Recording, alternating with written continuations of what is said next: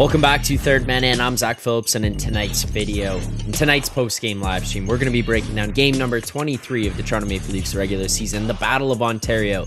The Toronto Maple Leafs heading into Ottawa and defeating the Senators here tonight 4-3, moving to 13-6-4 on the season. So we'll break down everything that went on in this game because there's a lot to get to. You get goals from Marner, you get goals from that first line, you get some sloppy play from this team.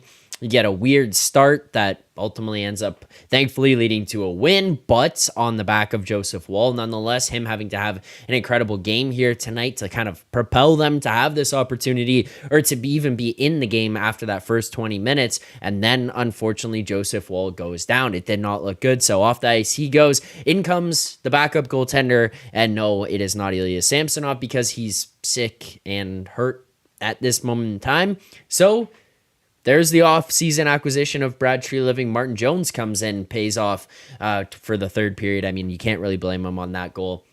We'll talk about these goals, what happened in tonight's game, but before we get into all of that, before we get into calls, I know we have a couple lined up here, couple things. First and foremost, 50% or more of the people who watch these videos and streams here on this channel are not subscribed here to the channel. I don't know what you guys are doing, why you're not subscribed. We're trying to get back to 1,000 subscribers. Hit that subscribe button, like the stream, like the videos, turn on notifications. It helps support the show. It helps support me, so I do appreciate all of that. But the more that you like, the more you comment, the more you share all this stuff, it does help continue to grow everything. So I do appreciate that. So subscribe. Over 50% not subscribed. No need for that. Subscribe. Thank you. I don't want to keep having to push. Don't want to keep having to ask for it. But if you're not going to do it, I'm going to have to keep asking. And I'm going to have to keep pushing. We'll get a couple callers in here tonight. I have a couple lined up already, so we'll get to those throughout the course of the show here tonight. But obviously, read through the chat. I don't want you guys to feel ignored there, so we'll continue to read this, see what's going on, answer some of the questions before we get to some of those callers, and I'll also get to some of my thoughts. One thing that I'm seeing in the chat already is the sloppy play. I see Gord saying it. I see other people saying it, not happy. 6 1/3's not going to have himself a good night. If he's going to listen to this, he's going to turn off and get angry because people are being honest about the evaluation of this team right now. It's sloppy. It is. You're obviously having some of that be because Liljegren's out, Giordano's out right now. So you're having Lajoie and Lagesson and Benoit come in and have to step up and take some of these minutes here on a nightly basis, which they're obviously not world beaters, and you're putting Connor Timmins into a position where he's got to play a more important role against bigger, better opponents than he probably should be on a normal basis. So some of that, it plays a factor. But one thing that I saw during tonight's broadcast that kind of leans into some of it, and I think is going to be I think is a fairly telling sign of where they're at and kind of what's going on with this team right now. They pulled up a quote from Brad Treliving, and they brought up the fact that Treliving said, effectively, he's not really impressed with the defense. And it's not just the guys who are on defense, but it's the team defensively as a whole. This to me says a couple of things. One of them for sure, I don't think I'm looking into too much. The other one, maybe I am, and maybe I'm speculating a little bit on it. The first and foremost being, though, he doesn't love the defense that are here. He came into this season, said he wanted to improve on defense. He went out and acquired John Klingberg as a free agent signing. He's obviously didn't work out. He's on LTIR. Clean your hands. It's gone. The one thing I talked about in the video I put out the other day is the fact that you listen to guys like the Dubasites who run around and talk about how incredible the team was before Treliving got here and how Treliving is this monkey that is just pushing buttons and drawing on paper and doesn't know what he's doing behind the desk. And yet they want to gawk at the defense that was built before Treliving is here and then shit on him for how poor the defense is now. And yet the only difference between Treliving's defense and Dubas's defense is that Hall moved on to Detroit. He stunk anyways. Nobody really liked him. I don't think he's that great of a player. And by the way, in Detroit, he's playing 5-6 defenseman minutes. So that's probably what he should have been. He got paid. Good for him. Happy for him. I don't think it was a perfect fit here in Toronto, and he obviously was the guy who was the odd man out, especially when it came to the fan base. Then you lose Luke Schenn. I know people aren't necessarily happy about that, and I think Luke Schenn is probably the type of player who would make sense here. I wouldn't have paid him the money that Nashville did. Personally, I wouldn't have paid him. I think it was just a little bit rich. I think Nashville was willing to spend that because they're in a little bit of a desperation position. So kudos to them. Kudos to him for getting his money as well. He obviously is the type of player you'd like here. But again, I do think it was a little bit too expensive. So he brings in Klingberg. That's the only change that was made to this defense. Everyone else that was brought here was dubious, and I don't think Tree Living was in love with it. There's obviously certain pieces you can't part with, and you expect that, but those quotes that they showed during the broadcast, the first piece of it is that I just don't think he's in love with it, and I think that there's going to be changes made here. You open up that space from Klingberg, you open up some salary, you've got a lot of salary on the LTIR now, including Klingberg's contract, Muzzin's contract, and Matt Murray's contract. The total is about around $14.5 million of salary pool that they can use throughout the remainder of the year. They have now a lot of flexibility to open some of that stuff up. I think it's going to be utilized, and I think it's going to be to bring in a defenseman because you see sloppy play here again tonight. Look, the Senators have some offensive firepower in guys like Batherson, Gregg, Tkachuk, Stützle. Outside of that, they're not that great of a team. And this team has been playing kind of sloppy hockey for the last little while now. It's part of the reason that they're going to these overtimes. And yes, it is great that they're winning them and they're finding ways to win them. And you have to give props to that, but you can also look at the process that leads into them getting there. And tonight is another example of that, right? It's sloppy plays, like the third goal that the Sens scored to cut it to a 1-goal lead late in the game on the Giroux goal. That's terrible defending by the Leafs out there. That first line was fairly pathetic in their own zone on that shift. They looked lost. They looked like they're running around with like chickens with their heads cut off. They couldn't figure things out. They're making weak plays on the puck.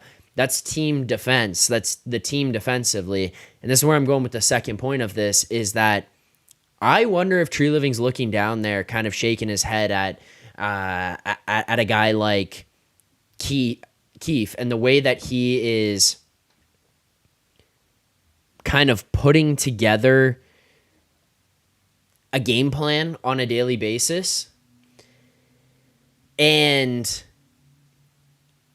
kind of sitting here being like, what the fuck do you think you're doing with the way that this team plays in their own zone? Because saying the way that this team's playing defensively, they play, the exact words were loose defensively. This has so much to do with the team as a whole, but they've been doing this for a long time now. And I don't know whether this is just these guys actually aren't that good at defense, but then it's also on the flip side, you're looking at Matthews as a guy who's typically thrown into he could be up in the Selke conversation. Marner was in the Selke conversation. JT is traditionally known as a very responsible player. William Nylander is kind of transformed into that. So what is the breakdown? Where are things going wrong here? And it feels almost like maybe their system just isn't that great, right? It feels like maybe the way that they're set up to play isn't actually that good. I don't know. I'm wondering if he's kind of sitting here saying like, what the fuck am I supposed to do with some of this? Because like you've got all these players who are elite talent. You've got these guys who are not just elite offensively, but are actually pretty good two-way players. And yet you can't figure this out. Obviously, he's going to go out and try to get them some help defensively. But, hey, this is on the coach and the players. You need buy-in from the players on the ice. You need buy-in from the coach and a solid structure from the coach to be able to put forth. Because this needs to be gone to the bottom of to figure out what the hell has gone wrong with them defensively, why they can't seem to figure things out in their own zone. It's been a little bit frustrating to watch, and I think it is sloppy. I think it's part of the reason why they get to these overtime games. It's great that they get there and they win them, but look at what happens on the way to it. Look at what happens in the 60 minutes leading up. They struggle to put together a full 60 on a nightly basis. Some of the breakdowns are just kind of egregious errors. Like, you're not going to play a perfect game every night, and I get that, but it feels like there's nights where they played 20 good minutes. And that 20 good minutes is good enough to tie them the game and get them to overtime. Then they win in overtime. But yeah, that's like the confusing thing for me right now is watching this team with this much talent and just stink in their own zone to the degree that they do. Can't really fathom how they can't figure this out. That's where things kind of start to get frustrating for me. We are going to have some callers in here tonight, so be prepared for that.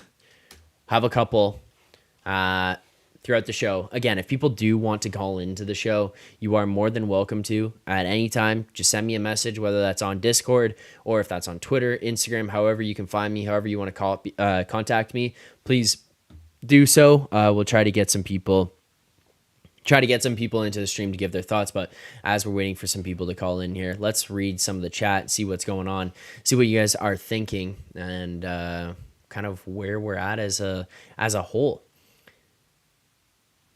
I'm guessing you guys were probably texting during or sending messages during the game, because it looks like some of these are fairly relative to things that were happening. So kudos to you guys. Gord, 3 dominant shifts by both the Matthews and Tavares line, otherwise California roller hockey. I would probably agree with that for the most part there. It wasn't the prettiest game, that is. So, yeah, I would have to agree with you on that side of things. But yeah, again, this is where I'm kind of coming from with like, hey, it feels like they can't put together a full 60 minutes at this point. They can't seem to kind of dial in for the entire game. It's frustrating because you're watching this team that's this good, and we've talked about numerous times, like, why can't they kind of figure some of this stuff out? Well, I mean, at some point, it's just got to be a buy-in. It's got to be a buy-in from some of these guys. But to help us break it down, we're going to welcome in on video here for the first time as well. We're going to try some of this out. If people want to call in and be on video, you're more than welcome to. I'm trying to adjust the camera a little bit there before we get them in here for the first time. But let's go to a caller. Let's hit the lines. We're going to have to go right to ludicrous speed. Prepare ship for ludicrous speed. All right. Welcoming into the show, Luca Cavallero. I think I got that right again, right? Yeah, you nailed it. Thanks for having me back, Zach. Appreciate it. Yeah, thanks for calling in. Happy to have you on here. As I said, we're happy to have some people call in on video if that's something that they want to do. I think I got the camera all good there. You're in the frame. Everything looks pretty good as it is right now. We'll work out some of these kinks. These are some new things. But Luca, what'd you make of this game here tonight, and the Leafs ultimately ending up holding on to win this one? Well, I didn't think it was a terrible game. The first period, I thought we were a little bit slow, both skating and making plays, but I thought we really clawed back in the second. And I actually liked our third period too, to be honest. I thought we really started to pick it up, even though as it dwindled down, we did kind of get a little bit sloppy. Yeah, I mean, like the thing for me is you're right in terms of these periods where it's like, hey, overall pretty good first period, overall pretty good second period, overall pretty good third period, but like it's these glaring moments at this team where you're kind of looking at going, you're playing the Sens, they're kind of defeated. They're obviously going to get up to play you every single time, but guess what? You've got pretty much home ice advantage here in Ottawa. Let's be real. Like, there's more Leafs fans out there at these games in Ottawa every single time. It's more of a home ice atmosphere because they're chanting the entire time. They're fighting with Sens fans, whether it be for who could be louder, who could be more encouraging of their team, probably gassing beers the entire time because tickets are cheap enough to get themselves into the rink. It's like, this has got to be, as they should be. And this is the opportunity where you got to kind of be like, hey, we're going to jump on this.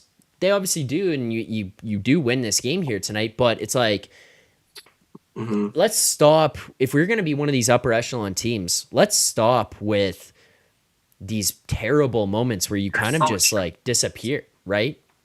Yeah. Yeah, no, I totally agree with you there. One thing I did take away off the rip, I noticed they started with Benoit and McCabe on defense. I wanted to ask your take on that, what you thought of them giving them as the starting pair. I'm fine with it. I think at this Yeah. point in time, like especially this early on in the season, I'm down to try anything with these defense pairs. Like I kind of talked about off the opening there is like I don't think this is going to be the final No. pairings in terms of what's here. Yeah. Part of that because of injuries, Gio is going to come back, Lilligren's going to come back, but also I think Tree Living's going to make moves. So in the meantime, I don't care with figuring out what will and what won't work, and just giving things a shot. My only thing with it would be like, let's give it a little bit more than like a 30-second chance and then turning around and saying, nope, this one didn't work. Like for that one shift Yeah. didn't look good to me, change it. That's something Keefe's done throughout basically his entire time here with Toronto, where it's like he tries one thing and then the blender's on and he's just jamming away, like looking for the perfect combo. Doesn't always come. So I'm fine with it otherwise, though, giving it a shot, changing things up there. Realistically, I don't know. Like, I think that it doesn't hurt anything, right? I don't know. Where were you at on it? I was a little bit surprised, but I thought they played pretty well. Like they're both kind of more physical and defensive minded. So I thought maybe it'd be like a safer pair, even though Benoit is Benoit. But no, I didn't mind it. I actually made a few notes watching the game. I noticed Ridley Gregg, number 71 on Ottawa, he snows Wall at 14:02 of the first period. And what I actually like, I hated that, but what I did enjoy of that is Benoit was visibly upset, and he even chased Greg behind the net, confronted him, gave him a little whack. It shows someone cares, right? Like we spoke last game about Wall getting snowed by Marchand. No one did anything at all.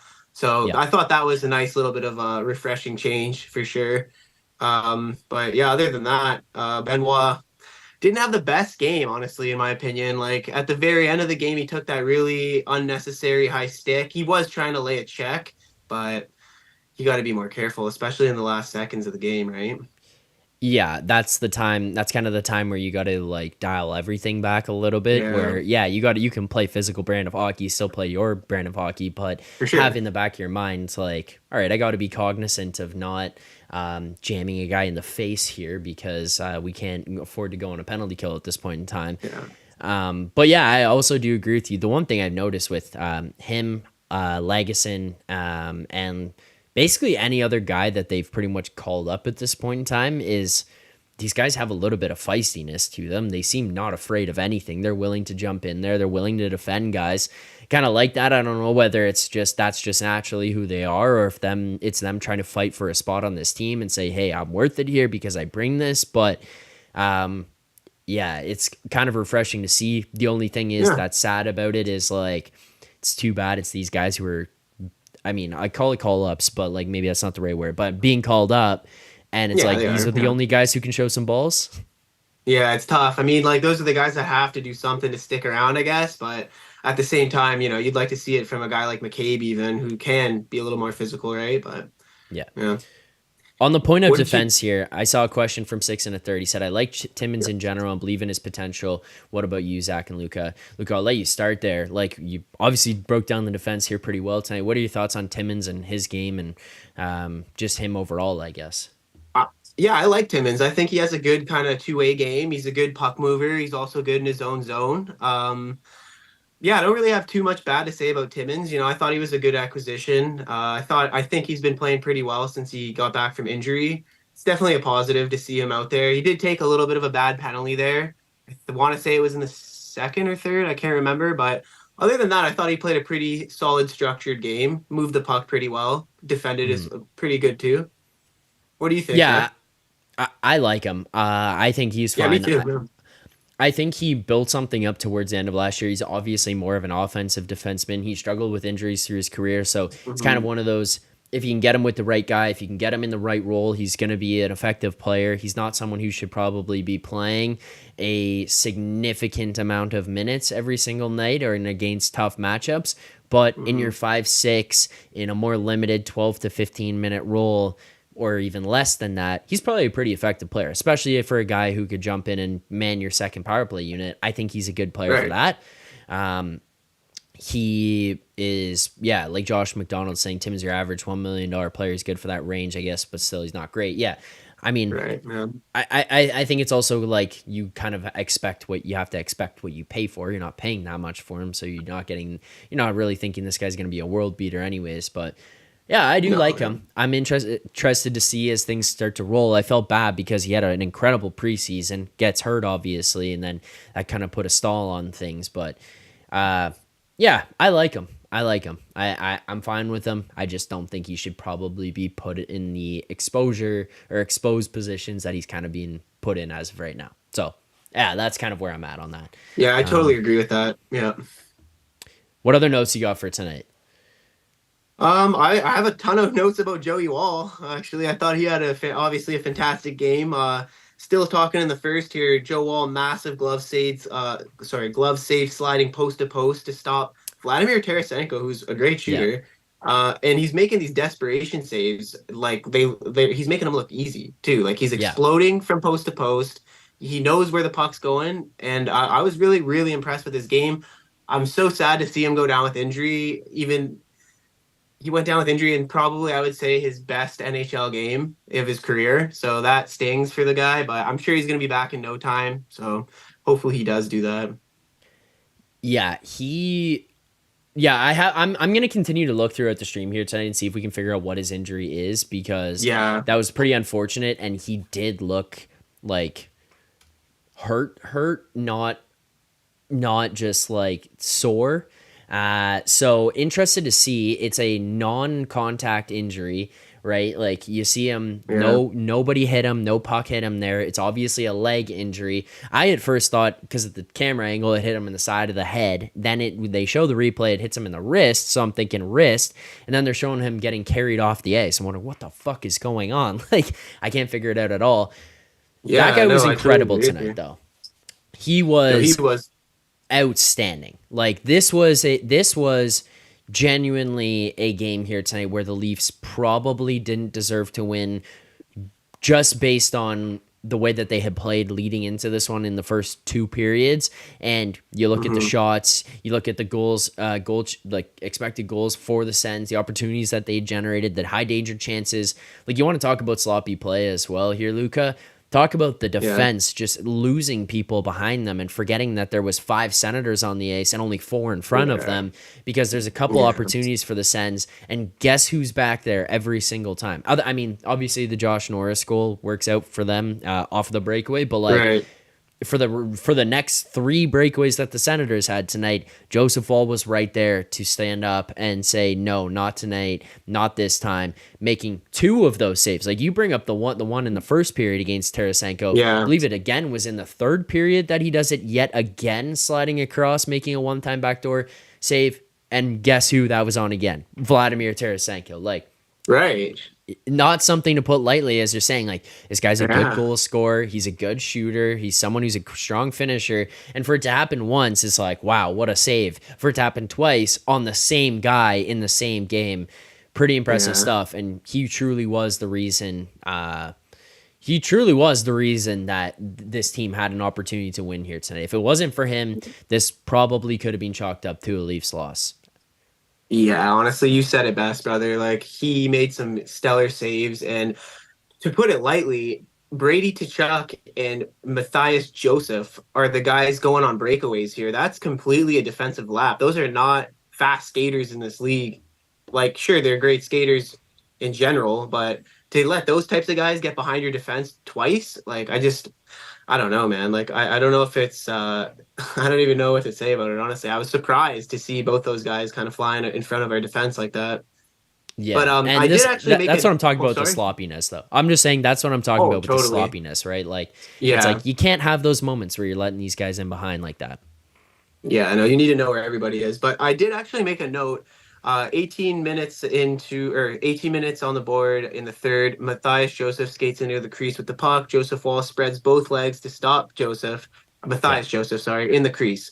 I made a note here because I actually noticed Joseph Wall grabbed his left leg, and he made that stop, hyperextending kind of in like a spread eagle. to the opposite So side. Yeah, yeah, I'm wondering if something happened there with either his hip or I really don't hope it's not his knee, but I was thinking maybe groin or hip. yeah. I don't even know what would be better here, to be honest. Yeah, Like, I know, honestly. he's Yeah. got he's got he's got a history of the groin injuries. He's got a history of lower body injuries. So Shit, there you with go. the groin, it almost makes me want to say, hey, let's hope it's the knee instead, so that you're not re-aggravating something that you've had problems with before and then just making it worse.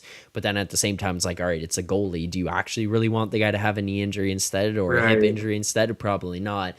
Best case scenario, he just had a stinger, but I would say that's probably not the case because you're right, he did kind of react to that one where he's going across. And then just the thing that was weird about that final one was like he leans across onto his left leg to make the save, and then as he's getting up and leaving, it's his left knee or left leg, I guess, was what he was favoring. Like I think if it's groin, he's probably at least going 2 feet on the ice. Seemed like he kind of couldn't even have weight on his Yeah. legs at all going off. It was it sucked. It sucked to see. It sucked to see. Yeah, it was tough to watch that after such a stellar game by Waller, but wish him all the best. Hopefully he's back in no time. But we really need him, so yeah. Yeah, and he's been playing incredibly lately too. Like this isn't just a tonight thing. Like this was over the last little while. Joseph Wall has really, really been on a roll, taking over the starting job. Like not just taking it because Samsonov was sick or injured or whatever's going on, but because he actually deserves the net. Like he's taken over this net because he deserves it. Yeah, absolutely. He's earned the crease for sure, in my opinion, and it sucks to see a guy that's earned it go down like that. What else you got for us on the notebook tonight? I know you came prepared with the notes, and I bring my Yeah, own I notes got as well here, but I'm interested. yeah. I want to see what else is in Oh, I here. appreciate it, man. Well, going back into the first, I had a note about Benoit. 6:22, Benoit stops a sure goal by poke checking the puck from a cutting Claude Giroux.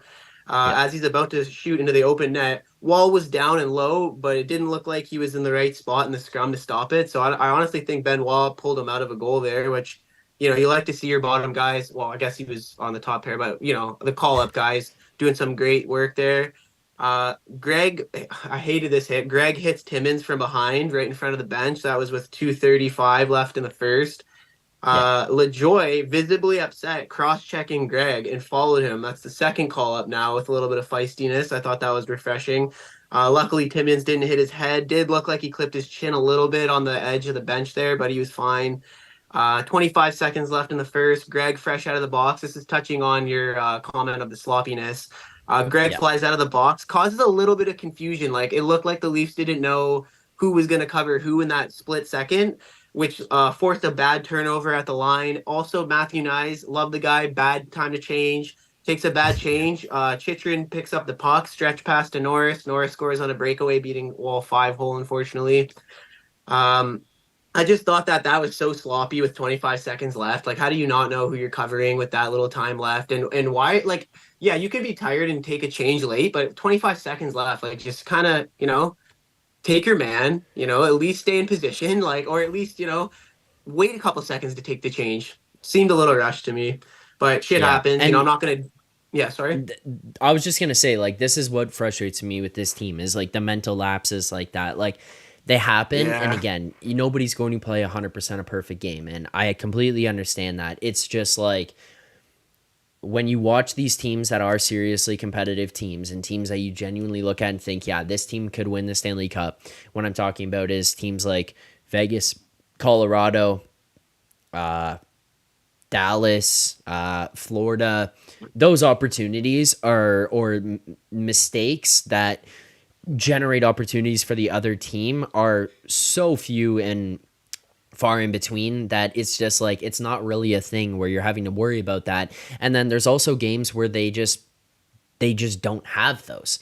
And a lot of it is, hey, the other team played really well tonight. They just beat us. And that is what it is. Or some nights you just have a shitty game. And that is what it is because you lose those ones. It happens. You don't come with an A-plus game for 82 games of the season. But the problem is what you and I are seeing here and what you're bringing up in this game tonight is like, this yeah, is a game against the Senators. You should have rolled in there and just said, fuck it. We're going to take it to them from the start and we're going to take it to them all the way through. And then it's like mental lapse, mental lapse, mental lapse. Joseph Wall plays incredible. It gives you the opportunity. Now look at the past 22 games that they played this year. They're having like 3, 4, 5 mental lapses, massive mental lapses, that is, every single game all the way through. And these are the ones where you sit there and just go, what are we doing? Like, is this team serious team? Can you dial this in? Can you limit that? And those things with 25 seconds where it's a miscommunication and you've got a guy coming out of the box, that's shit that should be cleaned up. If you're going to be a serious team, that's shit that should be cleaned up. Yeah, that shit shouldn't happen. And it makes me wonder if it's just because we have some younger guys on the roster that are a little bit inexperienced, or is it maybe a mix of that plus we have some call-up guys that are a little bit inexperienced at this NHL level? I don't know, but it's tough to see nonetheless. I did have one positive note from the first. I thought John Tavares' playmaking ability was fully on display in the first. I thought he was making some great passes through the crease and in down low areas. Unfortunately, none were capitalized on, but I did see Tavares making some good opportunities for his line mates. I thought that was pretty cool. I still stand on the fact that I think Tavares just doesn't get the love because he's not a flashy player. He's not a fast, shiny, highlight reel kind of player, but he's like a point per game, win 55, 60% of his draws, good defensively, that kind of guy that's you need around the team. You need in your lineup. You need there. But he just doesn't get the love because he's not flashy. And it is what it is. Yep. For the money that it is, you're going to look at and say, well, not flashy, probably doesn't earn the 11 mil.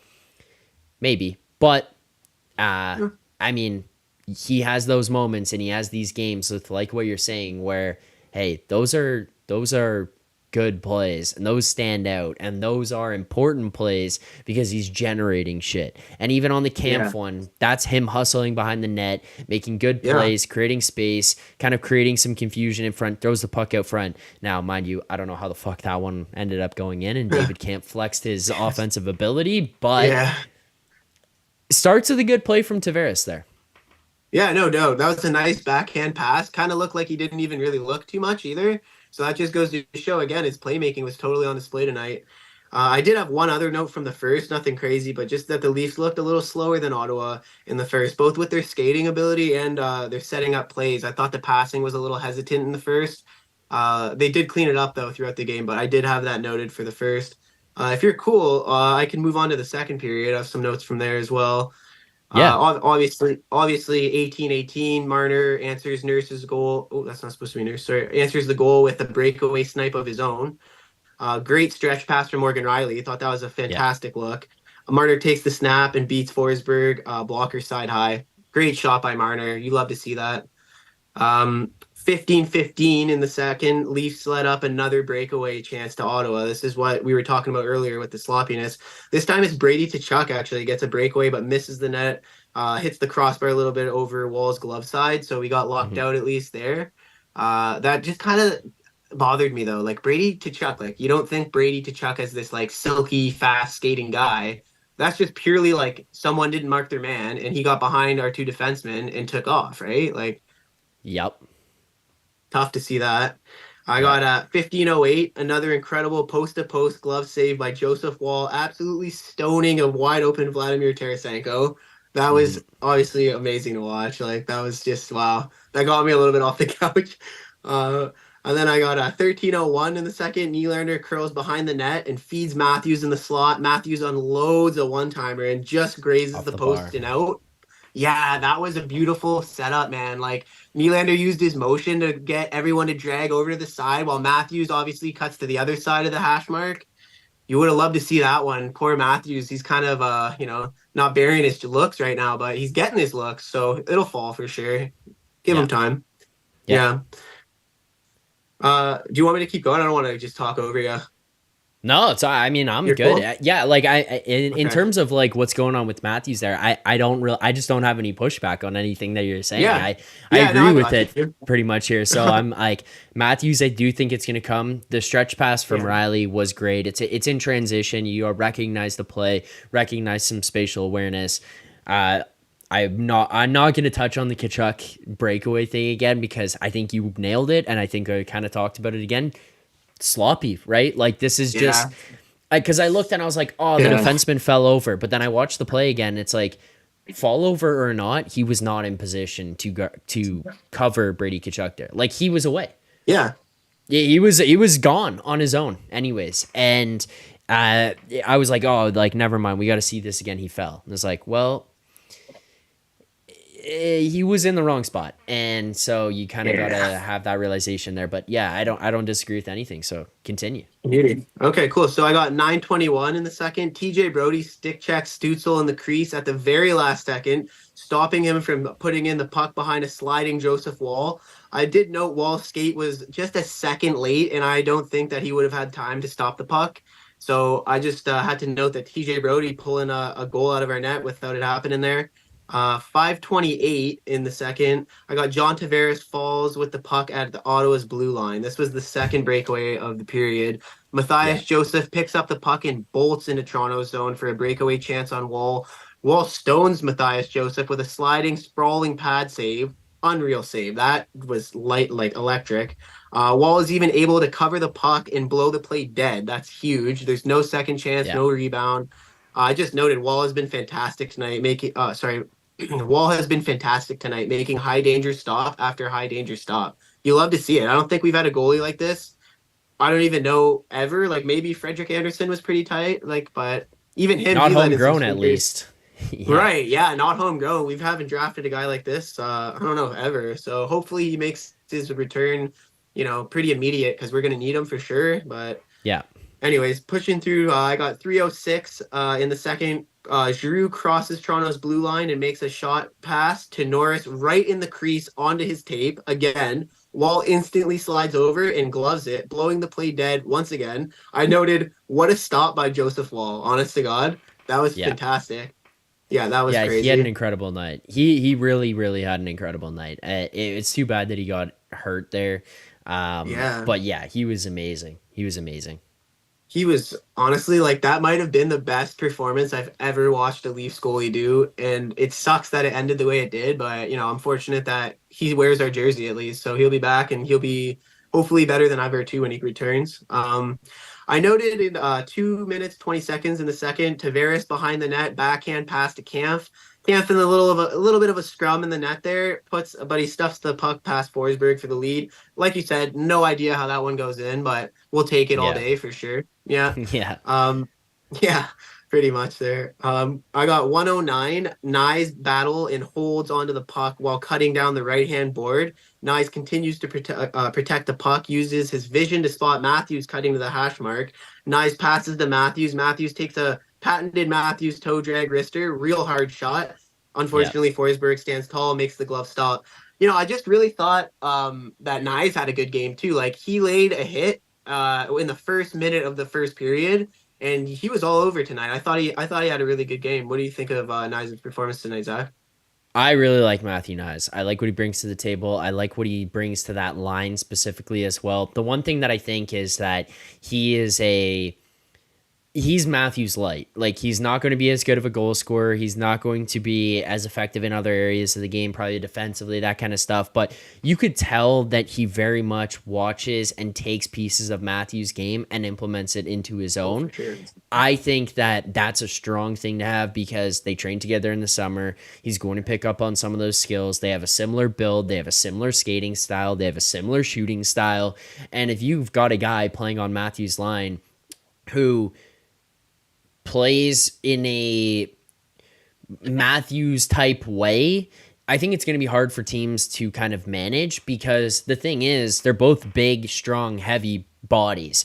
Now, Matthews doesn't use his body as much as Nyes does, but it's also like, I kind of like that out of Nyes because guess who's the guy who could score 60 goals? It's not Matthew Nyes, it's Austin Matthews. So if Matthew Exactly. Nyes can go out there and use his frame and his ability to win battles and get takeaways and kind of be a presence in the corner to generate open space for guys like Austin Matthews, for William Nylander's out there. I think it's the perfect addition to that line. I think it works really, really well with those guys together. I think that we're just kind of seeing like the first glimpses of what Matthew Nyes can and will be as an NHL player. I think he's going to be Totally. extremely effective. And you got to remember, like, this kid's 20, 21 years old now, and Yeah. he's in his first year in the NHL. Like, this is technically a rookie here, right? Like, so Yeah. I love what he's bringing out of it. The other thing too is like, look at the chances that were created. I wrote down, but the chances that were created on. Oh no, I can't find here now. There was there it is. The goal by Nylander. That obviously doesn't come off of the stick of Nyes or Matthews in terms of them getting points there, but that came from them generating offensive zone time for an extended period of time, holding pressure in the offensive zone, creating chances, tiring out the Sens to the point where when the Sens actually get the puck back, they can't even get the puck far enough out past the blue line or center ice to get a full change, get guys out and regroup. In fact, they flip it out. TJ Brody grabs it, flips it over to McCabe, and he drives back in, and they just transition immediately. That comes off of this Leafs team and that first line in particular generating so much time and so much pressure in the offensive zone that the Sens are now tired and they're not able to kind of get themselves in position to defend it. So when it comes across, McCabe dishes over, which, by the way, he does the perfect job of taking that lane to the net to kind of take away the defender because he provides a perfect screen there for Nylander's shoot through. But yeah, I love what Matthew Nyes does. I love what he brings to this team, and I think he's in the perfect role there on that first line right now. Yeah, I totally couldn't agree more with you, man. Like you said, he's the perfect addition for offensive-minded players because he can protect the puck, he can hold on to the puck, he can wear down the defense and keep the ozone time getting higher and higher. I think once he, develops more into his NHL body and role, I think he's gonna be dynamite with Matthews, man. Like I think Yeah. I just totally agree with your take on Nice. But I had one more note for the second. 29 seconds left in the period. Timmins tripping minor. He basically slashed and then tripped Stutzel, and he got the trip for it. But I just Yeah. thought it was a really bad time to take a penalty, and it kind of goes back to your point that Timmins is more of an offensive guy. He struggled there defending his line, and it costed us the penalty there, unfortunately. Yeah. It's like these end of period things with this team. They may probably piss me off the more than they piss other people off, but like it drives me absolutely up the wall to see last minute goals being scored, first minute goals being scored. It is like mind boggling Unacceptable. because it's like you're Yeah. watching a team with guys who have, if it's the fourth line, it's like, okay, yeah, I get it. Like you're looking at David Kampf, Ryan Reeves, etc. out there. But Yeah. then you're looking at Matthews, Nylander, Nyes, or Marner, JT, and Bertuzzi out there, and they're giving up these opportunities to start or finish periods. It's not acceptable, realistically. I mean, I know other people say, like, oh, whatever, like, it happens, No, bad bounce, no. but no. This is what this team Yeah. does regularly. Look at the, I can't remember which game it was in the playoffs against Florida last year, but they came out and Florida scored within the first, like, 30 seconds of the period. I think it was the second period. The Leafs were leading at home. Florida scored Yep. 30 seconds in, and then Florida scored like 45 seconds later. The Leafs were down. I said right then and there, and I said it after, this is it. Like that was It's the over. series. That 75-second span to start the period ended the series. That was the end of it. That was the end of it. Like you showed in that moment the cracks that you have. You showed in the moment the lack of preparation, the lack of ability to be ready to go when it matters. That was fucking pathetic. And it's like, this is what Yeah. this team does. They've done this every single year that these guys have been here. And you know what they say about this team every time you hear them? It started when Babcock was here and it's continued while Keefe was here. Start on time. They don't start the game on time at the beginning. They don't start periods on time. And then they fall asleep in the last 30 seconds. They're like, well, we're just going to go to the room. We'll come back out for the second. Come back out for the third. No, doesn't work like that. Like, you got to Yeah. fucking play 60 minutes of hockey. That's how it works. That's how these good teams are successful. That's how these teams go on and take themselves to the next level. That is frustrating to me. Yeah, no, I totally agree with you there. They need to show up at puck drop and not at the second or third, right? Yeah, exactly. And it's like, also, don't show up 2 minutes into the period. Show up Yeah. at the very, very start. Yeah, give it your all the whole time. Don't give it your all for 58 minutes or 55 minutes or 40 minutes. Give it 60, and you're probably not going to end up in overtime as much if you do that. So that'll help us. But moving forward, Zach, I have some notes for the third as well. 18 minutes or 2 minutes into the third, Matthias Joseph skates into the crease with the puck.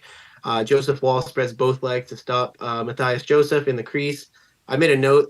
We did touch on this earlier. I made a note here, though. This is when I noticed Wall grabbing his left leg after he made that spread eagle stop on his chest. He did stand up again, though. He had all his weight on his feet and on his knees and whatever, his hips even. But he did look like he was favoring his left leg a little bit. He kind of grabbed the top of his pad in a weird way that, like, you don't really see a goalie do that unless he's kind of wincing or he's feeling something funky down there. So Yeah. I noted that, and then surely, like, less than 10 minutes later, he's out. But anyways, 16:25 in the third. We got a beautiful tic-tac-toe play. Yarncroke skates over the blue line with the puck, passes to Robertson. Robertson instantly passes it over to Domi on the left wing. Domi looks at the net, waits a second, doesn't have the shot he wants, slides it back through the crease to Yarncroke for a nice tap-in goal. The sequence starts in the Leafs defensive zone, though, when Hamonic on the other team tries to play the puck, but his stick breaks, which allows Yeah. Yarncroke to pick up the puck and just bolt into Ottawa's zone. I thought that was a great play by that third line. Again, as you said last week, a little bit of a faux second line. And I think they're really showing their level of skill. It's I don't want to say it's surprising to me because I think they're all fantastic players, but I wouldn't expect any third line to buzz like this line's buzzing right now. No, and again, yeah, I think faux third line is the way I described it. I stand by that. I think that the way that they play, it's like I had said before, I don't think that Robertson's a guy who can just fit in on your traditional third or fourth line. Like, Mm. he's a guy who's got to play with higher end players in order for his game to actually have an impact. Like, he's not going to be an effective player playing with David Kampf. I think not many people really are, because you kind of have to be a solo. I don't know the right word, but you got to be a guy who can just kind of play on your own effectively when it comes to the offensive Yeah. side of things, because David Kampf just doesn't really have that. And he does bring his own things to the table where he is effective, and he's good at defense, staying in position, picking up guys, taking on different matchups. But it's like, you can't really just put him with Nick Robertson and then say, well, when Nick Robertson, why don't you score goals? Well, he's not playing with guys who are going to be conducive to that kind of style of play. So you look outside of that and you say, all right, you're going to play with Calle Yarncroke and Max Domi. Max Domi is a very good playmaker, very underrated part of his game that people didn't necessarily realize before he came here, when he signed here. You really saw it in Dallas, especially in the stretch into the playoffs. But you see, he's a playmaker. He's a guy who makes things happen. yeah. He can open things up. And then Calle Yarncroke, by the way, is a guy who excels with top six guys as well. So now you just put all these guys who are like, hey, you guys are all really good with top six guys, and you're just going to play together. It's like they figured out their own way to just use each other's skills and abilities to kind of push themselves and push each other up to the next level. It's been a really solid third line. They play a very similar way. They're fast, they're quick, and they generate a lot of opportunities. The only thing with them would just be, do you trust them as much in the defensive zone? Probably Yeah. not. But if you have a competent coach, which I'm not 100% sold that they do, maybe I'll be turned around and convinced otherwise. But you can find ways to mask it. You can find ways to put them in roles that are effective for them. Start in the offensive zone, start in the neutral zone, whatever it's going to be. But it doesn't always have to be in the defensive zone, and they can make things happen. So really, really like that line. Yeah, I think it's funny. I do totally agree. Like, I don't like. I'm sure Keefe trusts them, but I don't really trust them in the defensive zone as much as other lines. But Camp's so good on the draw that you almost just got to give it to him once in a while, because you Yeah. kind of know he's going to win that drawback, right? So it's a tough little toss up there because I wouldn't say Robertson's very defensively sound, and Domi, he's not as bad as Robertson on defense, I would say, but he's not really a defensive specialist either. But Yeah. yeah, no, I totally agree with you there. I got at in the third 15:08, another Wall sliding post to post pad stop. I didn't make too many notes on this one. I'm not sure why. Maybe I was just caught up watching the game.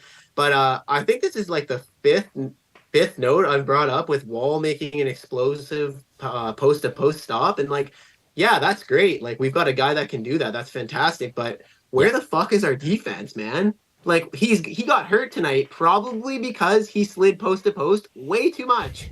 You don't need 18 to do that times. every period. Yeah, Yeah. like you don't need to make these desperation saves post to post every Yeah. period. If You we're shouldn't playing have man on to. man, no, Yeah. you shouldn't, right? You'd think he shouldn't have to, but if he didn't, it'd probably be like 8-4 or something like that. So Yeah. it's just unfortunate, man, because you strain a guy this early in the season, like they've been talking about that. We're going to overtime, we're going to shootouts. Now he's making all these explosive post to post saves. It's inevitable he's going to pull something. Like that's a very high stress position on your lower body, man. Like you can't flex your hips and stretch your groin like that without taking some toll, right? Yeah. Yeah. 100%. I agree. So Um, it's unfortunate, man. Well, Luca, is there anything else pressing or anything else that really stood out to you here tonight? We do have one other person who wants to call in here after, so we'll Oh, get to them as well. But is there anything nice, else nice. that you're looking at from tonight that you're thinking, hey, I got to get this off my chest. I got to bring this one Yeah, up. I do have one. Brody accidentally lifts Wall's stick when trying to tie up Stutzel in the third. It was like 14:46 in the third, allowing Yeah. a little sneaky point shot to sneak by Wall. We all know Wall would have had that all day. He even thought he was interfered with when he threw his stick up in the air there. But yeah, TJ Brody needs to, clean that up a little bit. I thought Nylander a real nice goal. 7 minutes left in the third. Settles the puck down real nice. Skates to the hash marks. Waits just enough and releases a hard wrist shot, beating Forsberg bottom right. Silky smooth wrist shot. I thought that was great. Yeah, other than that, that's pretty much it. I had Drew beats Jones with a one timer from the dot, scrambling from the net. Can't really blame Jones there if you can't see it, right? Yeah. Horrible time to, sorry, another one was a horrible time to take a penalty. 53 seconds left in the third. Our boy what's his name? Simon Benoit tries to Yep. check Norris in the corner, but catches him in the face with his stick. Like that's just something that only he can control in that moment, and he just needs to be a little bit cleaner in those moments. But other than that, I had two massive blocks from Jake McCabe with 30 seconds and 12 seconds remaining in the third. And I think that solidified our win because, it Yeah. ate up some time on the clock, having them to reset the puck. And thought McCabe played a really good, sound defensive game there in the third. Yeah, I thought he played a pretty good game here as well. He's a guy that I was kind of been waiting for and hoping that he can settle in, get to a point where it's just, hey, you don't got to do too much. You don't got to be something you're not. Just play defensive hockey, hit guys, be physical. Don't let guys snow your goaltender. Right. And I think he's kind of starting to slow back down or settle back down into that. So it's nice to see. But yeah, I mean, all in all, not a bad night here. I'm happy they get the win. It's again though. It's as we've discussed, and we're going to continue to discuss. It's not the best hockey, and I don't know. Maybe I'm going to get blasted by people in the chat, but No, if I they agree. played like they did here tonight against the Bruins on Saturday, Oof. they probably have a much worse fate, right? And Yeah. I don't think that that's arguable. It is nice to come away with the win, but it's just inconsistent, right? This is a Yeah. Look, this is a shitty Sens team. And maybe not necessarily the way the roster is constructed, but the way that they're playing is not a very good team right now. This shouldn't be played down to this level like this. This really should not be playing down to this level. You got to clean this up. You got to play more consistent because, hey, you play like this against Boston. You play like this against Colorado, Vegas, Tampa, Florida. They are going to fucking eat you for lunch. Like it'll be embarrassing to have that happen if they go and play this type of hockey elsewhere. Again, good to get these ugly wins. Good to just get 2 points, but let's tighten it up. So that's kind of my thoughts on it. No, I totally agree. It goes right back to your point on team defense. Like, we don't need to test our goalie this much. And if we do test our goalie this much, we're going to lose, and especially in the postseason. So, Yeah. but Yeah. overall, though, could have been worse, could have been better, but you'd like to see them tighten it up. Yeah, 100%. Well, Luca, before we get you out of here, you know what we do at the end. Ask everyone, you got a bold prediction, a hot take, or just something you want to say to the chat, people watching. What do you got for us? My hot take is that I think Joey Wall is less injured than we think. I hope I'm right. I may be wrong, but I'm gonna say this. Hold on. I saw this while we were talking. So because Yeah. you're saying this right now, I'm not gonna let you get too far in it. Joshua Oh Cloak no. posted or tweeted, and it was retweeted by Jonas Siegel. Sheldon Keefe on Joseph Wall, quote, "He's going to miss some time. We'll determine the Ah, extent when we get home." So I'm damn sorry to it. burst your bubble, but That's I did okay. see it while we were going here, so I didn't want to let it go too far. Yeah. Damn it. I was trying to Yeah. get some positive vibes going for the boys there, but you know what? Yeah, I Sometimes you appreciate it. can't. Oh, before Yeah. you let me go, I did have a question from my buddy Yep. Mark in Windsor, Ontario. He wants to ask, how did you come up with your name and what does it mean, third man in? Okay, how I came up with the name, I struggled for basically a week leading up to the launch of it, trying to come up with the name. I also, by the way, that was a very good classic shout out. My buddy Mark in Windsor, like, shout out Mark in Windsor. Fuck But yeah. He's a beauty, man. He's a good guy. all right, perfect. But yeah, in terms of how I came up with the name, I was just looking for some hockey terms that were easy to say, kind of rolled off the tongue. I want to be able to open the channel to things up that are more than just the Leafs when the Leafs aren't like playing. That doesn't necessarily mean they're out, but like, what if the Olympics are happening? What if World Juniors are happening? Like, I kind of want to be able to cover some Totally. other hockey stuff. So I made the branding blue to focus in on the Leafs there. I'm obviously going to continue to cover and do all this stuff that's Leafs focused, but allowing myself other opportunities. In terms of what the name means, third man in is like, I was kind of thinking, hey, you know what? You're the third guy into the fight. You're the third guy in, grabbing people in there. Like, you're ready to go. You're ready to fight. I feel like this is a scrappy channel. The chat gets scrappy with each other. I get scrappy with the chat at times. And sometimes you're looking at the game, especially with this Leafs team, sitting there thinking, why doesn't somebody fucking jump in? I would be the guy to jump in. And so I would be the third man in. And then the other Oh, that's thing is, awesome. like, saying like, oh, the seventh man or the sixth man or whatever you want to call it doesn't really have the same effect in hockey. Like, you know, like you're the sixth man in basketball, or you're the 12th man in Seattle. It doesn't really work as well. Right. I think third man in, you're the extra guy. You're the guy on the sideline who's not necessarily in the fight, but you're sitting there as close as you possibly can be, rooting them on. So that's kind of the origin of it. Sick. And I think it's we're a bit of a gritty channel here. Dude, that's sick. And I gotta say, Big Mark was right. He actually guessed that. He told me there was a rule in the NHL rule book that says the third man in, like if you're fighting two one on one, the third man in gets the misconduct and ejected. Yes. So he guessed that. I'm stupid, I guess. I guessed that it was like the guy that scores the goal because the two apples and then the goal, right? But no, I'm glad Big Mark got that right. That's funny, man. That's good stuff. Yeah, you did. Shout out Mark in Windsor. He was right. That's what it was Oh yeah. from. The third man in. You're the third man in the fight. You're Beauty. ready to go at all times. Maybe it's not the right thing to do in terms of by the rule book, but it sometimes it's necessary. So that's where that was from. Yeah. That's awesome, man. Well, Zach, thanks again for having me on. I really enjoy doing this with you, man. It's a lot of fun, and hope to do it again sometime soon, man. Yeah, anytime. Happy to have you. I think the chat seemed to like you here as well. So do appreciate that. Yeah. Appreciate you coming prepared with the notes there as well. And Luca, you enjoy the rest of your night. Thank you for calling in and look forward to hearing from you again. Thanks, Zach. Appreciate it, man. All right, there we go. Try to switch. There we go. Luca on the line, calling in for the first time here on video on the Third Man In channel. So appreciate him for doing that. Yeah, I mean, if you people want to call in more, you're more than welcome. We're happy to have people at any time calling into the channel, but we're going to have another caller up here next. I do see some questions in the chat. I just want to... The reason... So people are asking why I left Leafs Digest, why I'm not there anymore. Here's the reality of it.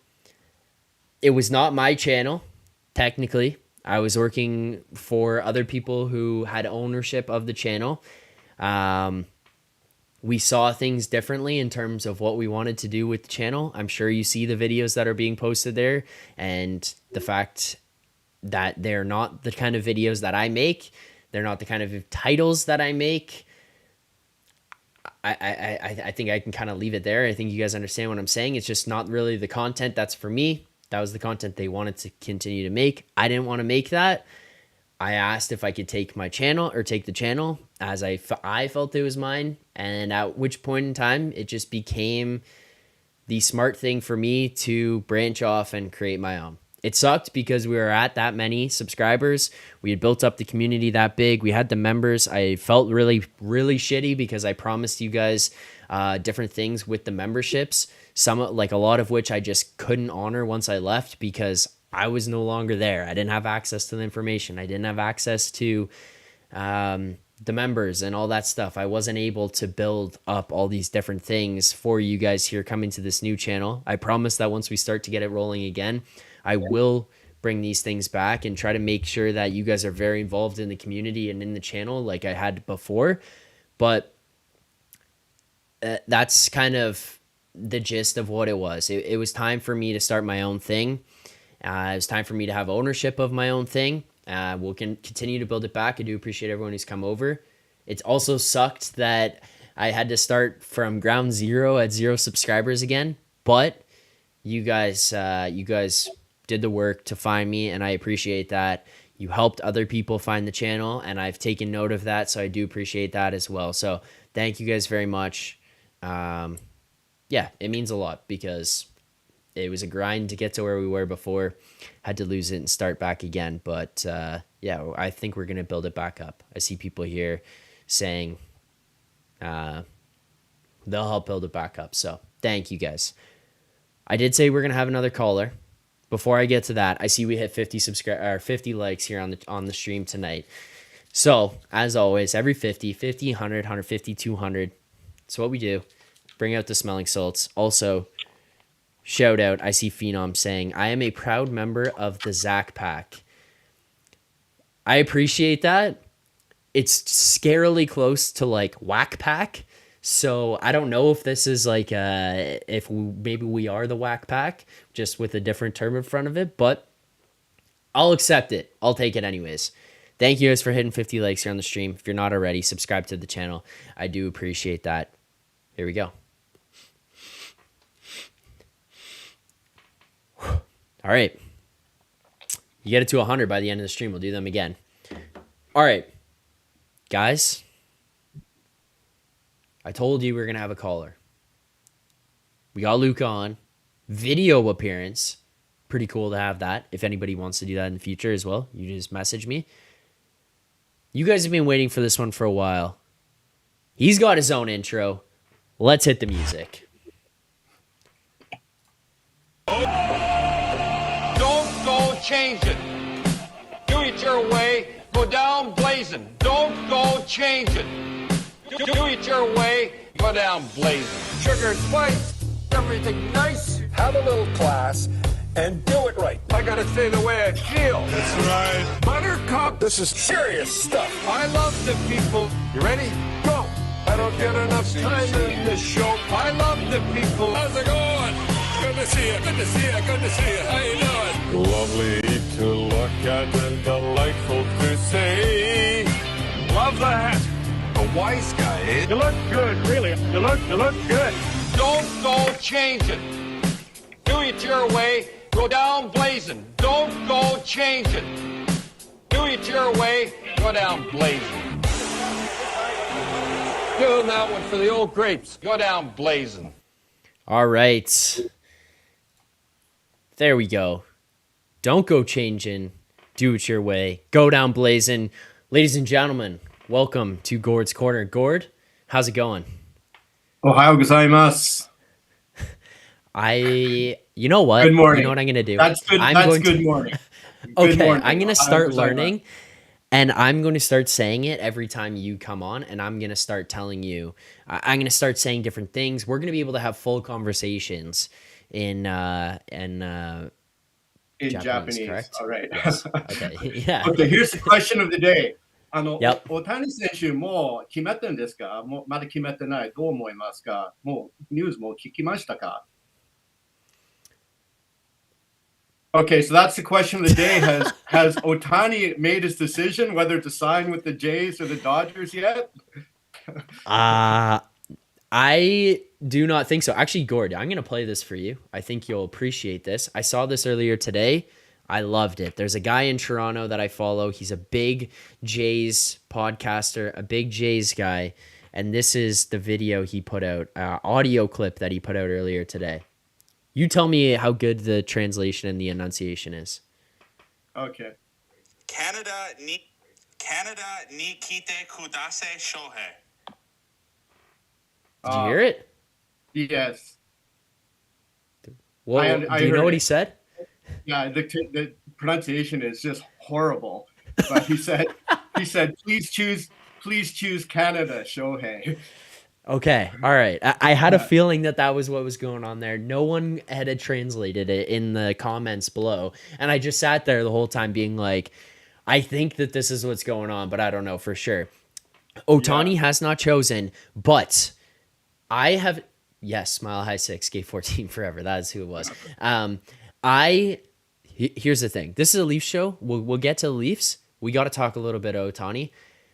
I was very skeptical, okay? You hear about these Toronto teams all the time, and the Leafs are in on such and such. The Jays are in on the biggest name players out there every single year. And then all that ends up happening, especially with the Jays more than anybody, is that this is what they do. They don't get the guy, and then they tell everyone, well, we tried. We were in on him. You saw the reports. We were in on him. I was really skeptical of this team and their ability to actually get Ohtani here. I didn't think it was going to happen. Then I saw an article today. Now, mind you, it was from Steve Simmons, and Gord, I know you're familiar with Steve Simmons, but it was about Rogers. This was not an inside scoop on Ohtani or anything like that. This is what this article was saying, okay? Sportsnet and Rogers has lost a lot of money on their hockey deal that they've been doing with the hockey shows that they've been putting on over the last few seasons. This deal ends in 2026, okay? So there's about 2 years left on this deal. They're looking to make a shift to be primarily a baseball program and not a hockey program, which, Gord, you know that would entail having a massive franchise player front and center to say, we are a baseball program. Look at the guy we have leading the charge. And that guy is Shohei Ohtani. So my optimism after I read that went way up. Shohei Ohtani will be a Toronto Blue Jay. You heard it here first. And Japan has a population of 125 million. So, and everybody's a Shohei Ohtani fan. So you just think of what that's going to mean in terms of merchandise sales, etc. So, I mean, Rogers going to make their money back on this guy for sure. Like that. For sure. For sure. Yeah. I mean, so I don't know. You just imagine how much Ohtani buzz he gets right now in Toronto, right? Multiply that times 100. It's just Ohtani 24/7 over here, and it's been that way since he was a high school player, and everybody knew this guy was going to be something special. And then he went and he got drafted by Nippon Ham, which is the Hokkaido team here. Lights out. Everyone loves this guy. Just loves this guy. So, yeah, hopefully the Jays pick him up. That would be such a great.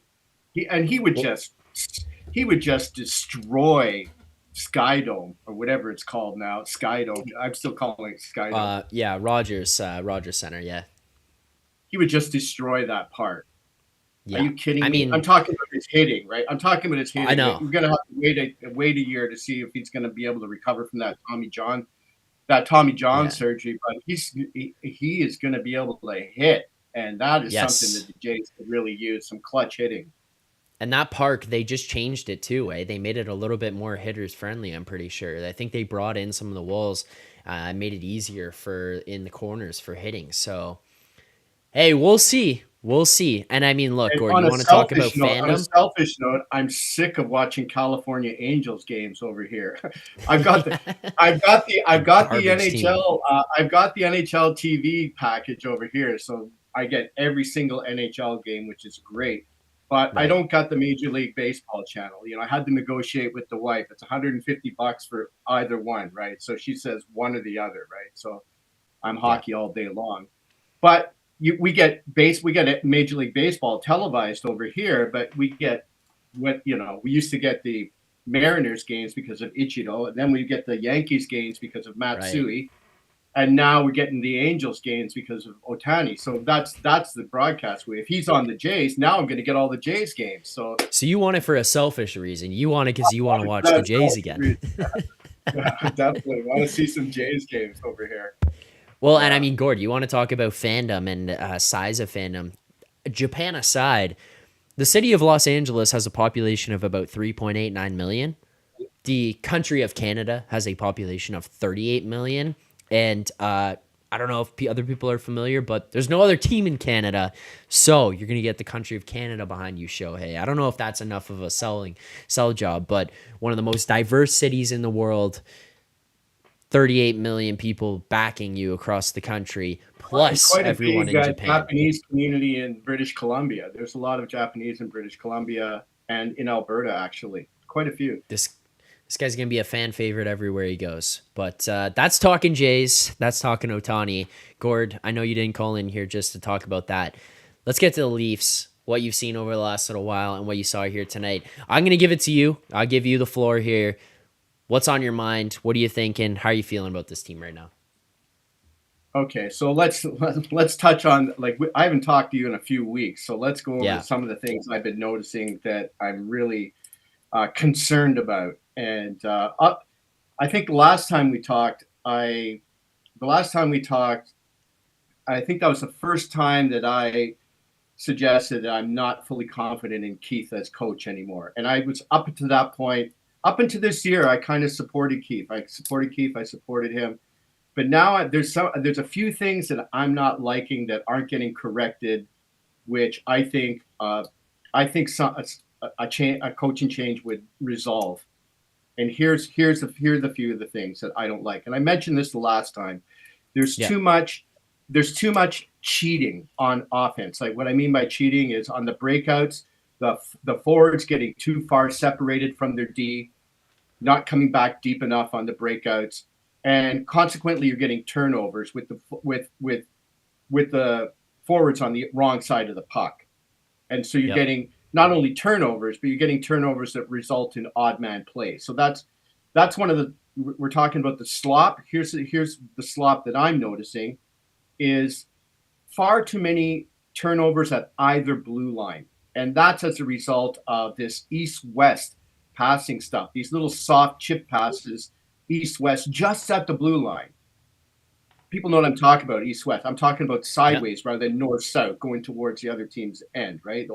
Old-fashioned hockey. I know I'm a dinosaur, and it's all like, it's not. It's all the old style hockey. No, Gord. It's right though. Like, I just to interject is like, and I'm not gonna steer it off the rails here on it, but I've talked to some people who do video analysis for like companies that evaluate pro players, pro teams to help them improve their games, make changes, evaluate players for coaches, for GMs, that kind of stuff. Like, I've talked to some of these people and asked some questions to try to get some validation on some things I'm seeing or thinking, or to get a different perspective on it. The one thing that I see a lot is one of the reasons that the Leafs style of play struggles and drops off in the playoffs, which people can say what they want about him. I'm not going to make this about it. It's more an example than it is just for the context of the conversation than it is anything else. Is Marner plays a really east-west style of hockey. Playoffs isn't really conducive to that being a successful brand. It has to be a little bit more north-south and up-down, fast-paced, getting linear that way rather than the zigzagging.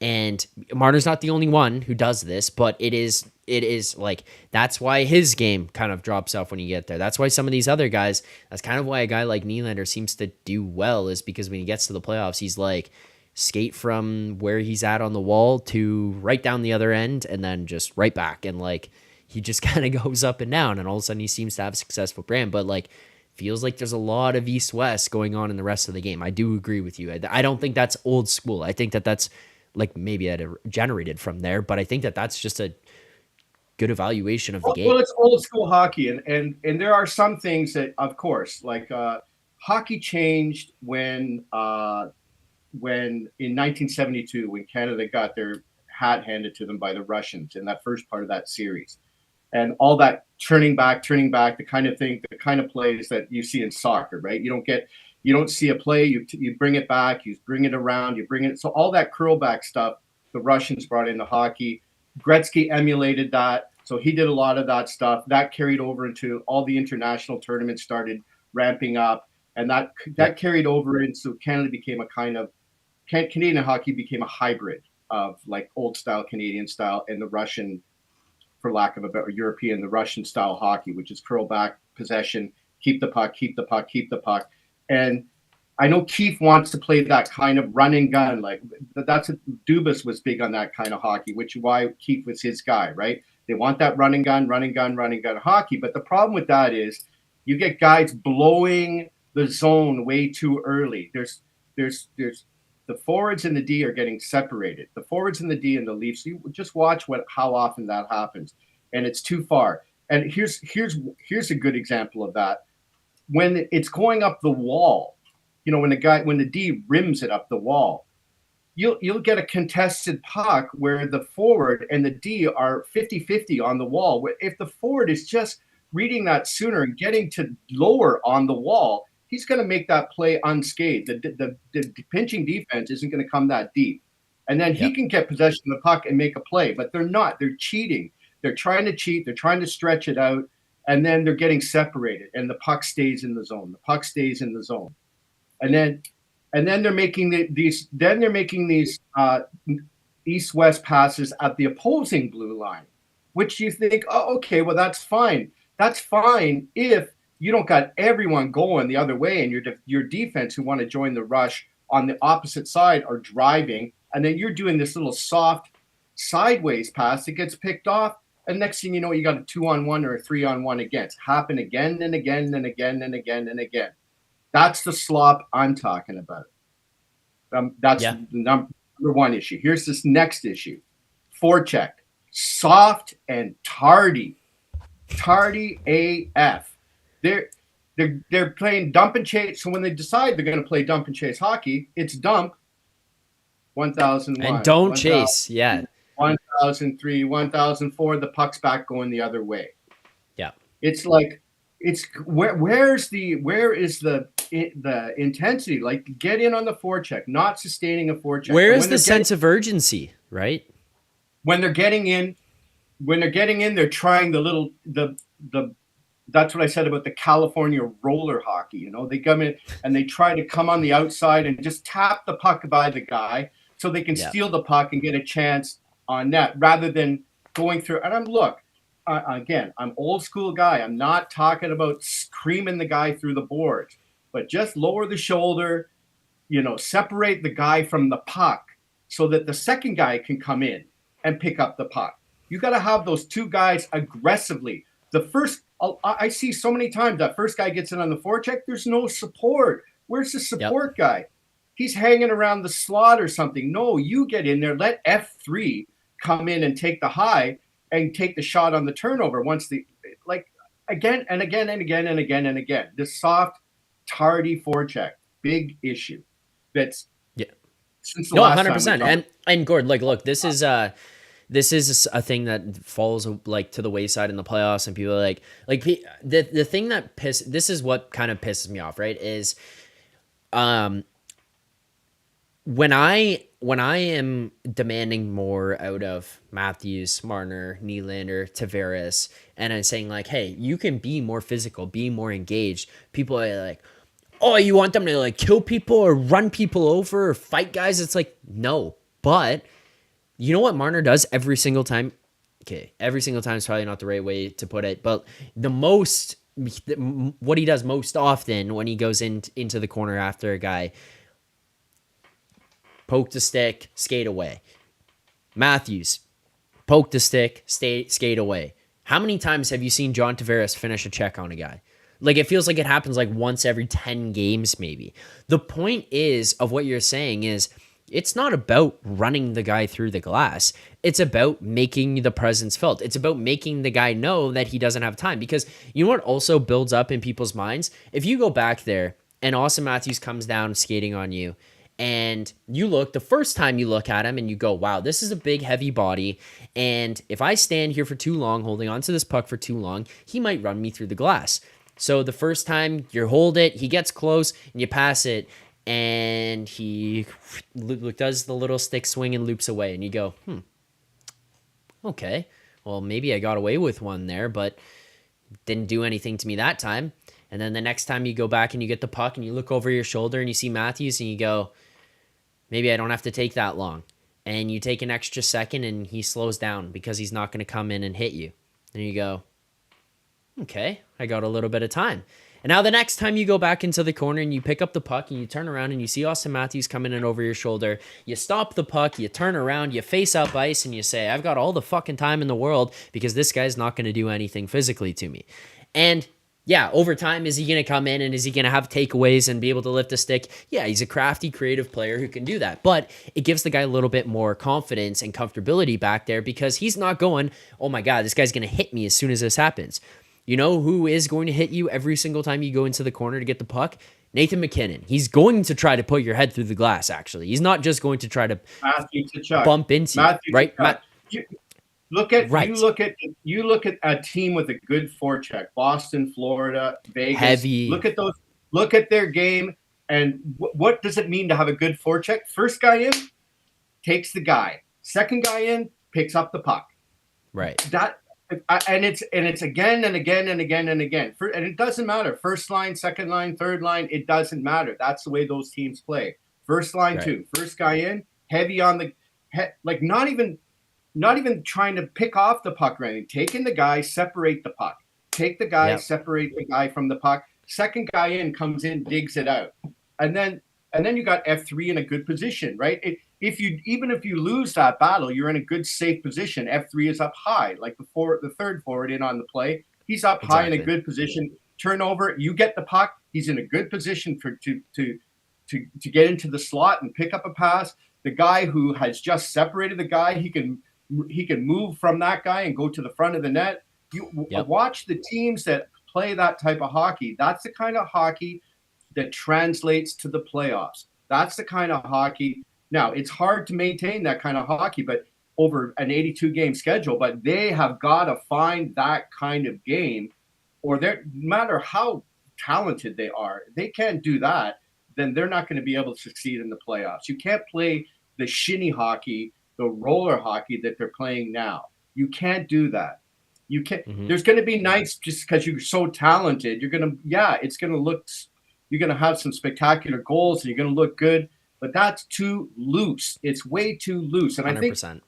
I don't know who was talking about it. Maybe it was O-Dog or maybe it was Mathot, one of the guys who were analyzing the game tonight. Or maybe it was O-Dog talking about how loose the game is. And that's the problem with the Leafs. They are loose. And the looseness is to do with the things I mentioned. The forwards not coming back deep enough in their own zone. You and Luke were talking about, that back door. Like, there's no way that back door should be wide open. That's the weak side forward guy. The net front is the guy, and the strong side, the puck side, that's the right D or the left D, depending on where the strong side is. Net front is the other D. Far side, that's the weak side forward. You got to be down there with that guy, picking him up. Why? Who are you covering at the blue line? Why you're going to cover a D at the blue line? He's no threat. The weak side D at the blue line is no threat. You shouldn't be cheating for offense. That backdoor guy is the guy, but their forwards don't come down deep enough in the offensive zone way too often. And that's why you get those backdoor plays that happen. That's why you get those loose pucks that happen. That's why you get those outman situations where it's our 1D guy and two of the opponent guys because our forward isn't back deep enough. Whoever it may be, right? Again and again and again. And that's why I say I think it's time for a coaching change, because I think that is coachable. That is like, why is our guy that? I mean, that's videotape stuff, like the Monday morning videotape stuff where you got the guys in. How many backdoor plays do we have to have here before our weak side winger knows he's got to be down low and that's his assignment?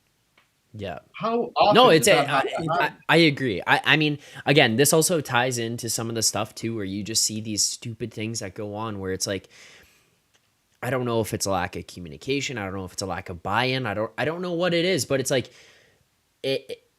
like Gord, I find it hard to believe that like this is just a coincidence that this team has too many men bench minor penalties as they do. You know what I mean? Like that. What the fuck is going on there? And at some point, the players have to be accountable and responsible for who's going on for who. On the bench for me. I want the NHL to come up with the rule: no iPads on the bench and only one coach. No iPads. Yeah, I mean, I'm fine with the coaches being able to see the team. Just play the game. Why do guys have to be watch the tape after the game or whatever? And the coach. Well, for I'll push back on that. The video review, they're gonna review and challenge plays in real time. I get that. I think having a D coach and a forward coach is fine, and then you have your equipment managers. But I mean, it's just like I don't think that this is a problem for other teams or a lot of other teams out there. I just think there's a lack of communication that goes on here, or a poor stream of communication that's going on here, because this happened last year as well. This really happened last year. But what I would agree with you on from the players' perspective is fuck off with the iPads. Like, I get it from like, hey, how can we fix things perspective and that, but sometimes just play hockey. Like, I don't know, and maybe I'm being the iPad distraction. Doesn't give you the perspective of where your face is on the ice. You're not getting where your face is, so you're getting maybe a bird's eye view or a camera, or whatever you're getting. That's not the same thing. What do I have here? What do I have here? Look.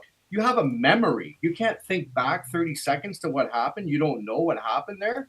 Come on, guy. Read the play. You don't need a friggin' iPad. You don't need a friggin' iPad for that. I think they should, whatever. They should have whomever, like a video guy who sends maybe the coach a message, like there's a goaltender interference on that, or there's an offside there. Sure. Okay for that. But get rid of those on the ice. And honest to goodness, I really like to see one coach behind the bench, like the old days. I know I'm a dinosaur, but like it just looks like what? How many guys? Well, Torts, I'm pretty sure like banned the iPads. Four guys on the coach. Like there's a power play coach and a PK coach and a D coach and get the goalie coach out there too. What is this? Just just get prepared that you have all that practice time, meeting time, everything. Teach them everything, and then when it's game time, just go, go, and then let the head coach make whatever decisions need to be made. Game time, but I don't know. That the too many men thing, whatever. That's I think that can be corrected. But again, Gord, like that's the thing that's going on. It's the same stuff. It's the same thing. It's what you're talking about. It's the communication. It's the taking responsibility. It's the buy-in. It's because even what you're saying here is like, hey, okay, maybe this is a coaching issue that needs to be brought in, and they're not addressing it in the room. But we also could be wrong, and maybe they just don't listen to them. And maybe it's the players not listening to him, so you need to bring in a different voice. Maybe they are addressing it, but it's like, it does seem like there's a clear disconnect. And the one thing that I kind of thought as well, and you said it a little bit when you were talking about Odog and Mathod on the panel discussing the looseness. You know who else said that this team plays loose? Fucking Brad Treliving. Like, he was quoted, and they brought it up in the thing. They play loose defensively. They play loose offensively. Like, they have all these traits that go into their game. Guess what? This is what holds them back from taking the next step. Clearly, Brad Treliving has acknowledged it. I never heard that under former GMs. It's obvious to anyone who knows what they're looking at. You can see what the holes are. It's obvious. Did you happen to catch Adam Oates on Leafs Nation this week? He was interviewed on Leafs Nation with Rose Hill. No, I did not. But Adam Oates was talking about Adam Oates is now a special skills coach, right? He's kind of like how Roberts works with a lot of players. Harry Roberts is the fitness guru. Well, he's the skills guru. And he was saying it's amazing how many NHLers don't know how to change. He goes, it's amazing how many guys don't know how to change. He goes, I had to teach guys how to change. Like, and he said there's a few things. He goes, here's one thing is when you're holding your stick, have your blade up, not your blade down. He goes, that gets you over the boards faster. I go, what? I never thought about that. And then he said, there's times when you're watching your guy, and then guys he said, even in the NHL, the guy they're supposed to change with, they'll look him off and then look at the play. When they see him coming towards the bench, they'll look at the play, they'll look him off, and then they'll look back maybe, and the guy decides because of the play to stay in the play because the puck's close to him or whatever, and he's going to go make a play. And the guy who's supposed to change from the bench doesn't notice it and gets caught. Yeah. He goes, another thing he said, I had to teach guys how to poke check. He goes, I think our poke check, the guys I was teaching, like they had like a 30% success rate and a 70% failure rate on a simple poke check. And he's saying, he's going over all these little fine things about it's worthwhile to go and listen to him. He's pretty. If you ever get a chance when Adam Oates is on interviews, he really breaks down the fine aspects of the game and certain skills that need to be. So he's definitely a guy that I'd recommend highly for anybody in the chat who wants to learn about the fine art of hockey. But anyway, yeah. So just getting back to the sloppiness, and I think that's why I think it's time for Keefe to go. I really think it's time for Keefe to go, and I think. I don't know. I can't remember what Guy Bouchard's game is. I don't know what his game is like. Yeah, Boucher. I'm sorry. I don't know what his system is like. I don't know if it's defensive oriented or what. But they need a guy. They need a hockey coach, not this shinny quick it up. And I understand that I'm old school or whatever, but I'm kind of a hybrid. Okay, I'm a hybrid guy.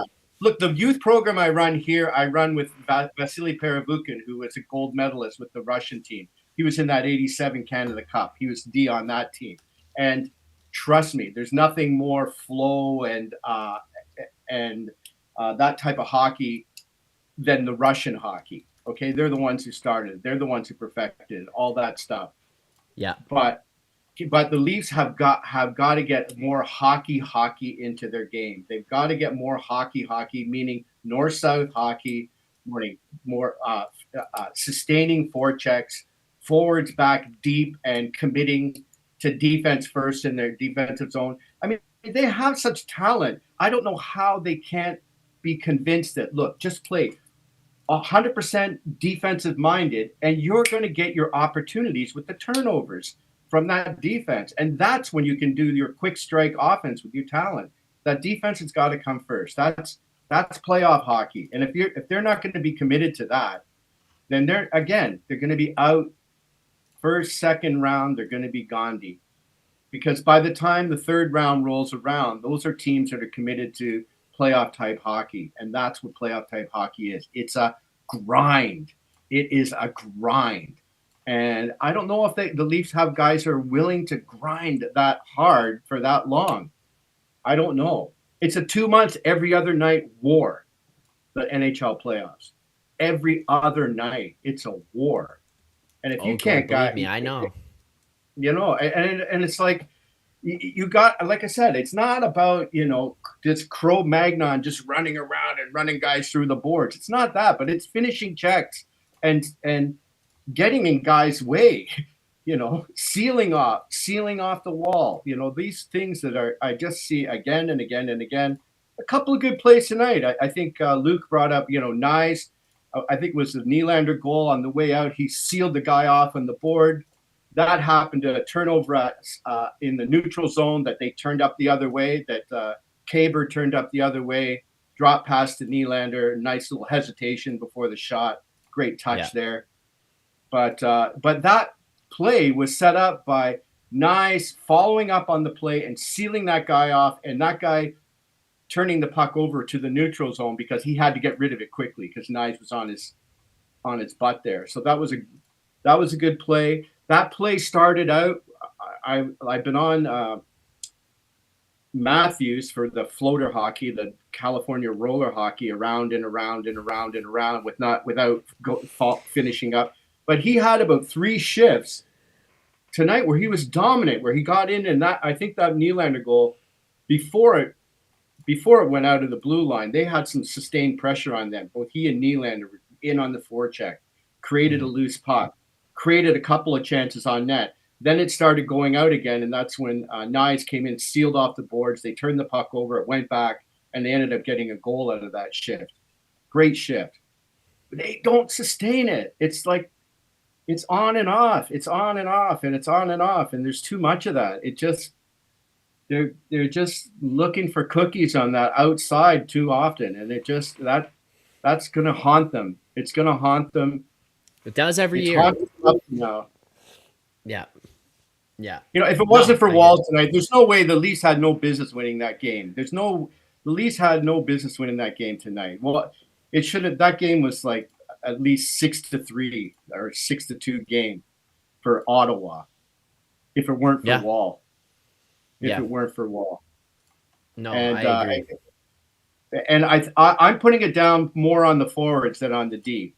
I'm putting it down more on the forwards than the D. The D got a little bit sloppy at time moving the puck.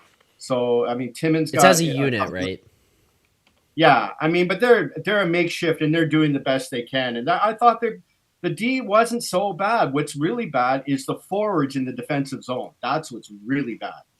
Forwards in the defensive zone have got to pick it up. And that's down on coaching. That's coaching, man. That's why I'm saying it. I think I don't know who the coach, like if you had the choice, I know you're not a Keefe fan, right? So if you had fired Keefe, who would you replace him with? Well, I don't know. I don't know who the guy out there is right now. So truly, like, I don't know. I can't think of a coach off the top of my head that would be out there.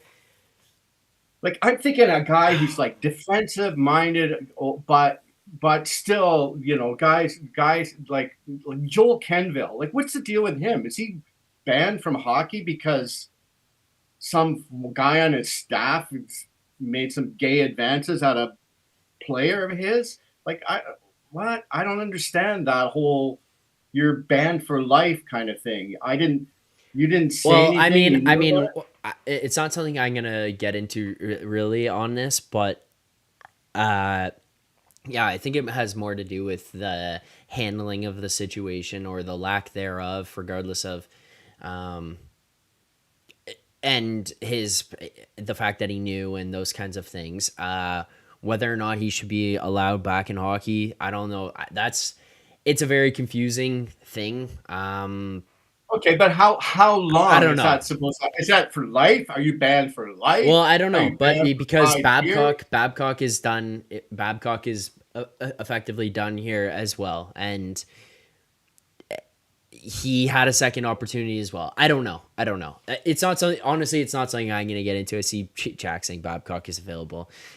God no, no. But I mean, I don't know. And I don't know the extent of what happened. Yeah. I don't know what happened. I don't know what he did know, what he didn't know, and to what extent. Also, I see it here 6 1/3 saying Keefe just extended, so it's his job until after this playoffs. In my opinion, 110% disagree. The extension was for nothing other than to just stop media speculation, to stop them from having to be in a position where they're going to get asked, after every single practice, after every single game. Like, imagine that they went through this rough stretch to start this season and Keefe didn't have a contract for next year. You know what he's dealing with every single night, every single practice? Are you worried for your job? Are you you know what happened with Jay Woodcroft? He kept having to answer questions, but are you worried about your job? Are you worried about your job? Are you worried about your job? What the fuck is the right answer there? Like, you go in front of the camera and you say, yeah, I'm worried for my job. That doesn't really inspire enthusiasm within your team that you're saying that. That doesn't really inspire courage and confidence from your fan base. But then you go out there and you say, no, I'm not worried about my job. And then everyone's like, oh, this guy's an idiot. His job's on the line. It's like, it does nobody any good. All that they were doing with that Keefe contract was basically saying, we don't want you or the players to have to worry or deal with this, because you know what happened in Edmonton? All that they kept getting asked was about Woodcroft and his job. And all Woodcroft kept getting asked was about his job. That contract and that money does not hit the salary cap. It means nothing to MLSE. That payment is a drop in the bucket in the grand scheme of things. That's just to get on with it and just say, hey, we've got our coach. We're good. The extension means nothing. The extension means it means something to Keefe, but it means nothing to the Toronto Maple Leafs. It means nothing to. The only thing that means anything is results. That's the life of the NHL coach is results, right? And the Leafs are getting results, but their team is not looking good. They're not looking good, and they're certainly not looking like a team that can go in a distance in the playoffs. They got the talent, and they got the talent. Okay, yeah, their defense is a mishmash, and they're just trying to survive right now with their injuries and whatnot. And they're gonna definitely make some moves. They're good and shore up the D, so that's fine. But the D is not actually doing so bad. The problem, like I said, it's the forwards aren't coming back deep enough. The forwards aren't picking up their assignments in the D zone. They're not. They're causing there's a lot of turnovers. There's a lot of rush chances because of turnovers in the neutral zone and in either blue line, which result in odd man rushes. And there's a lot of odd man rushes that translate into goals against. And this has been happening from the beginning of the season, right? So what does that go down? That tells me that, okay, maybe it's a coaching thing. Maybe it's a coaching thing. Because some of these same mistakes are happening over and over and over. A lot of the same mistakes are happening over and over and over again, and they're not getting rectified. So what does that tell me? So I'm kind of the mind that, look, maybe we need a different direction. And I don't know, if Tree Living buys into that run and gun hockey that the Leafs are trying to play. I don't know, but it's run and gun, and that's not how you win playoff hockey. You don't win cheating, trying to just tap the puck through the guy's skates and get a break on and on either end in their breakouts. Can you imagine like a guy just loosely skating by with one hand on the stick and trying to tap it through the guy's skates, say when the puck's on the wall, so you can pick it up on the other side of the wall and then you have an odd man rush. But if you don't win that puck, then you're on the wrong side of the puck and the other team's outmanning you in your own zone. Yeah. And that happens again and again and again and again and again. And it happens and it's like, oh, here we go again. Oh, here we go again. Here we go again, And that to me, that comes down to coaching. That comes down to coaching because if I'm Monday morning, look, why is this happening? Why is this happening? Why is this happening? It happens again. You're going to be on the bench, like I would be addressing that, but it doesn't seem to get addressed because it keeps happening again and again. And unless that gets rectified, I can't see them being able to compete against the Bostons and the Floridas in the playoffs who play playoff style hockey. Yep. No, I agree. You know and I see people referencing. People are saying it's all doom and gloom. It's all doom and gloom. No, I'm just here as a fan. I know 6 1/3, like Debbie Downer, doom and gloom. All I'm saying, this is what I see. Okay, people want to know. People are saying, "Well, what's wrong? What's wrong with the Leafs? Why do they only have 5 or 6 regular?" But Gord, if it was about regular season success and winning a bunch of games in the regular season, just fucking give them the cup before the season starts. Call it a day, and we won't watch the games or talk about anything. It doesn't matter then if that's the point. Like it's not about the point at. The problem with where we're at right now with this team is it's no longer about the results in the regular season. I don't care anymore. I don't care as long as they get to the playoffs. And I'm seeing people say, oh, they're only in this position in the Atlantic. This is Keefe's record over time. So you're being so negative. They won this game tonight. Stop caring about whether they win in OT or not. No, look, this is the problem. I'm so fucking exhausted, Gord, of looking at the end of every season and saying, whoop-de-doo, what a record they put together this year. What franchise records they put together, because truthfully, none of it means shit because they don't do anything in the playoffs. And the reality is the way that they play in the regular season is the exact same as what they do in the playoffs. And you can sit here and say, well, if so-and-so did something different in this playoffs or this playoffs or this playoffs, something could be different. Sure. That's fine. But that's the same thing as what happens on a nightly basis over an 82-game schedule with this team. And reality is that the way that they play every single night over the course of the 82 games is the same way that they play in the playoffs. And if you play that style of hockey in the regular season, at some point, that's just who you are. And then when you get to the playoffs, you're gonna be who you are. You don't just flip a switch and become different people. The Florida Panthers, regardless of whether you agree with it or not, they had shit luck last season. And I work with people who are evaluators of the game to an analytical level. These people are some of the best evaluators of the game because they're professional sports bettors. They work with, they break these things down and can tell you the luck factors of teams, how things are going defensively, offensively. We kept looking at Florida and being like, they're not a bad team. They're not a bad team. They're not a bad team. Like something is going to turn around. And a lot of it is because of the way that they play, the way that they instill things, the way that their character is, the way that their systems have been implemented. It's all of these things. Ton of injuries there was a year. lot of bad luck. And so when you get to the playoffs, guess what? Florida played the same way that they played in the regular season. And you know what they didn't do at the trade deadline? Go out and acquire 8 guys to come in and say, hey, we're going to add character because we don't fucking have balls here already. And all these other teams, they just instill this character and say, this is who we are. This is the system that we're going to play. And this is who we're going to be as our identity. This Leafs team, their identity is loose, run and gun, float in the wind type of hockey. And they have enough talent, like Gord said, like Luca said when he called in, to outscore teams for the most part and just be better than teams that way. They're not a better team. They have more talent than a lot of teams. They're not a better team. And that's what people fail to understand. So I get it. And I get people can be happy with the wins. I'm still happy with the wins as well because it sucks having to walk away from watching these games and be like, another loss here tonight, another loss here tonight. But at this point in time, I truly could not give a flying fuck if this team was 82-0 or if they were 45 whatever and they made the playoffs and they played the right way getting there, being the 45 whatever to get into the playoffs. Because if they can show me that they're going to be the type of team and have the identity of the type of team that's proven to have success in the playoffs, I'm going to be way happier with that because guess what? They're going to have way better of an opportunity to actually do something and go to the next level. That's the problem I have with this is just that, yeah, you get the win here tonight. You get the win going in a couple games ago. You get these overtime wins and it's great.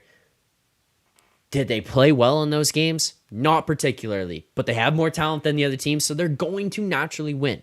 And I see people saying like, hey, the Sabres beat the Bruins.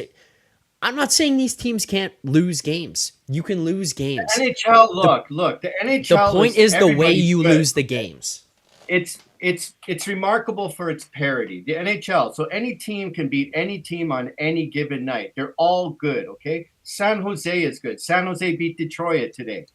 Look, it's the NHL. Okay. We're talking about consistency. We're talking about a style of hockey that is successful in the playoffs and adjusting your game for the playoffs. And this loose kind of shinny hockey, and people in the chat, you're saying, oh, you're being too negative. You're being too negative. Everybody and his brother is talking about the same thing. The Leafs are loose. The Leafs are loose. Anybody who knows anything about hockey, anybody who you listen to the color guys who played in the NHL, listen to them. They're bang on. The Leafs are too loose, and that doesn't translate into playoff hockey. They've got the talent. Okay, maybe not on the defense, but they can shore up their defense. The thing they have to do is they've got to get their forwards to buy into a more playoff style kind of hockey. And you have to commit to it. You have to commit to finishing checks.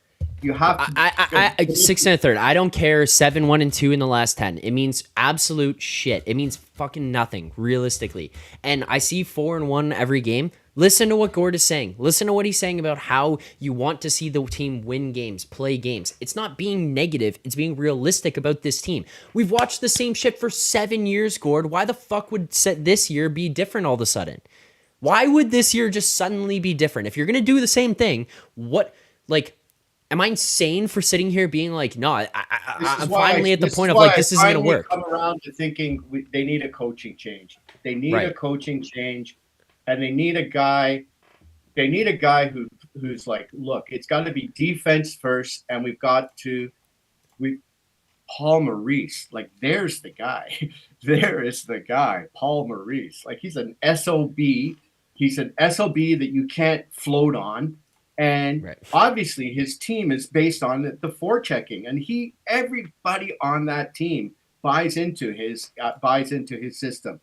They're really impressive to watch. That last year's playoffs against the Leafs was impressive to watch. That forecheck, the Leafs couldn't handle it.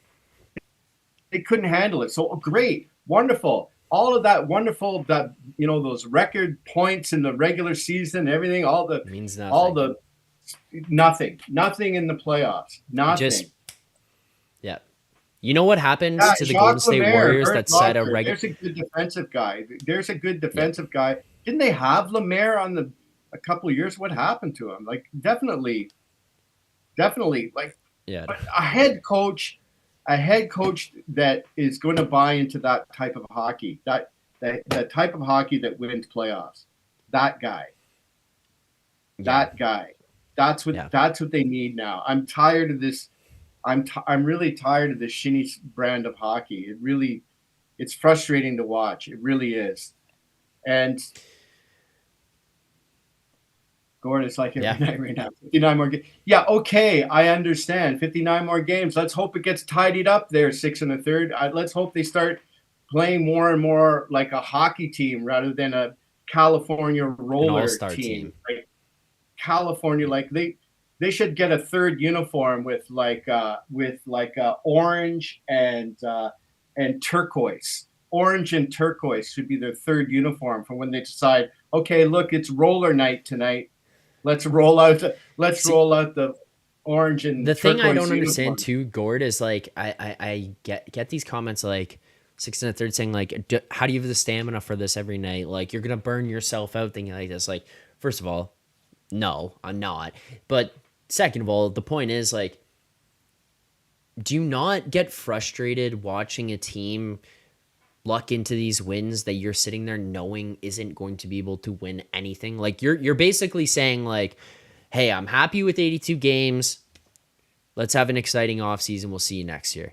Like, that's what you're saying, like, watching this team and being happy with this team and being okay with this team. Like, that's my frustration with them, is like, I'm sitting here watching this team that I know 82 games from now, we might play 5 to 7 games, and then we'll see you next year. Because the way that they play just is not going to take them anywhere. And so that's where the frustration comes for me, is watching that, knowing nothing's going to come of it because they just don't play the way that you need to in order to have success. And there it is. That's where we are right now. We're still stuck on that, and it's I unfortunately I think it's going to continue unless Shanahan and Tree Living decide to go in another direction in terms of their style of play. If they're going to maintain the same style, which is that run and gun, trying to like that quick transition game, the quick transition game. So right now they don't have the defense to play that quick transition game. So you're getting guys turning pucks over from the D because they don't have the skill to play that quick transition game. And then you're going to continue to have turnovers at either end of the blue line. So you're going to continue to give up odd man rushes. Mm-hmm. And if you're having forwards cheating on the breakout and not going down deep, then you're going to continue to have sustained pressure on cycles and pucks kept in, and you're going to get and in the playoffs, those are the types of plays that matter. Those are the types of plays that matter. Those turnovers at either blue line, maintaining the cycle. Those are the types of things the Leafs are giving up again and again and again. And if they don't rectify it, it's going to be another sad spring for all of us Leaf fans. Yes. All right, Gord. It's writing's on the wall. Hopefully things turn around and hopefully they see it. I don't know. I like I said, I was a supporter of Keefe all the way up until this year, but now I'm seeing the same things over and over and over and over again. And to me, now I can see that it's down to coaching and not personnel. Yeah. All right, Gord. This will be about a 2-hour stream here. So I'll probably wrap this up at some point here now. I do got to work tomorrow morning. So before I wrap it up, any final predictions, any hot takes, anything you want to say to the chat before I get you out of here? What do you got for us? Yeah, only prediction is there's going to be a trade coming up, and here's what I hope it's not. I hope definitely Minton isn't involved in that, because Tavares is going to be retiring soon, and you're going to look down the center and you're going to, who do we have at center? So hang on to that big center who looks like he could have an NHL game. I don't know if he's top 6 NHL game, but I think he's a solid number 3 guy. You don't want to be giving that up. So hang on to that,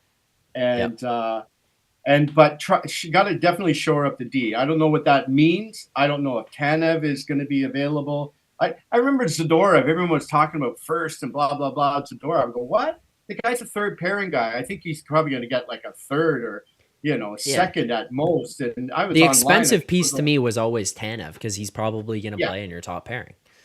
Yes, exactly. And they need the right guy. They need the guy who's got grit. Like, he's everything that they're lacking. But they don't need one guy. They need 2. They need him, and I heard Labushkin is like, there's a lower end guy who's solid. I thought he played good in that Tampa series. He played with Morgan Riley on the top pairing and played fairly well in that series against Tampa that they lost in 7. So here's a guy you could probably a misuse of him too, by the way. Which coach? I mean, how about him on the third pairing? If you can get a guy like him on the third pairing with I think Gio's done. I was going to say that even before the injury. I go, here's a hot take: Gio's done. Even before, even though, and he's just getting run into the ground on minutes. Yeah, he looked tired. He was making a lot of tired old man plays before he got hurt.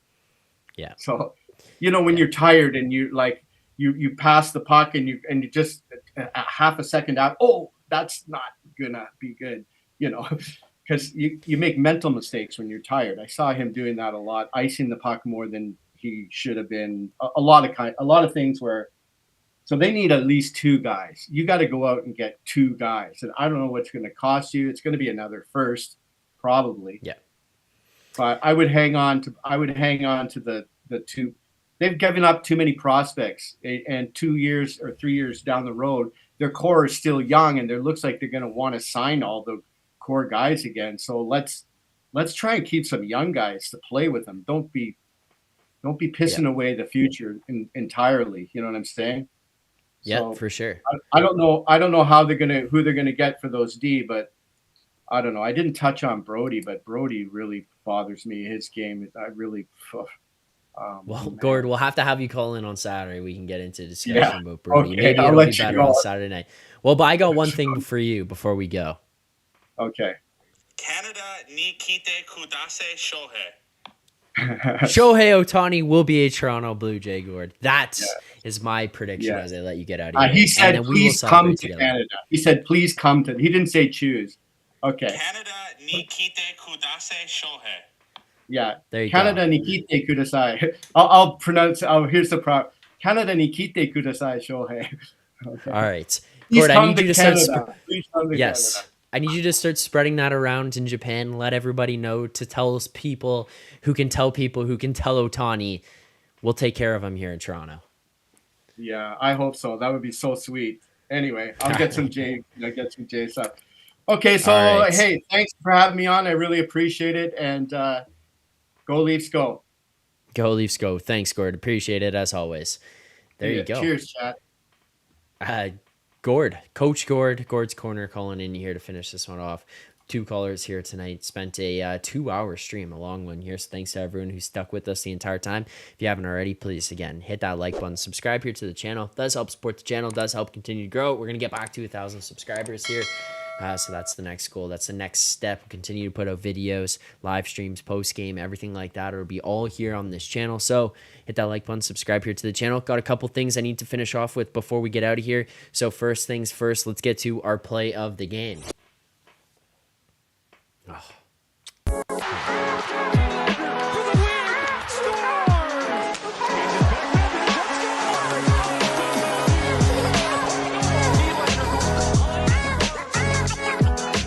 All right, play of the game here tonight. This one is real simple for me. This is the goal scored by the third line. And yes, I do say the third line, not just by Calle Järnkrok, because that was an entire line effort. And that one, obviously, you get Järnkrok pushed down the right side. You get a nice attack triangle going in there. That is exactly how it's drawn up. When you're in minor hockey and they show you on the board, we're going to attack in triangles. That is exactly what it is. It goes Järnkrok back to Robertson, across to Domi. Domi gets it, waits it out a little bit, and then because they attack in the triangle, open things up like this, Järnkrok goes to the perfect spot. Domi hits him backdoor, bang, tap in. Beautiful pass, beautiful goal, beautiful play. That is my play of the game. That is very simple for me there.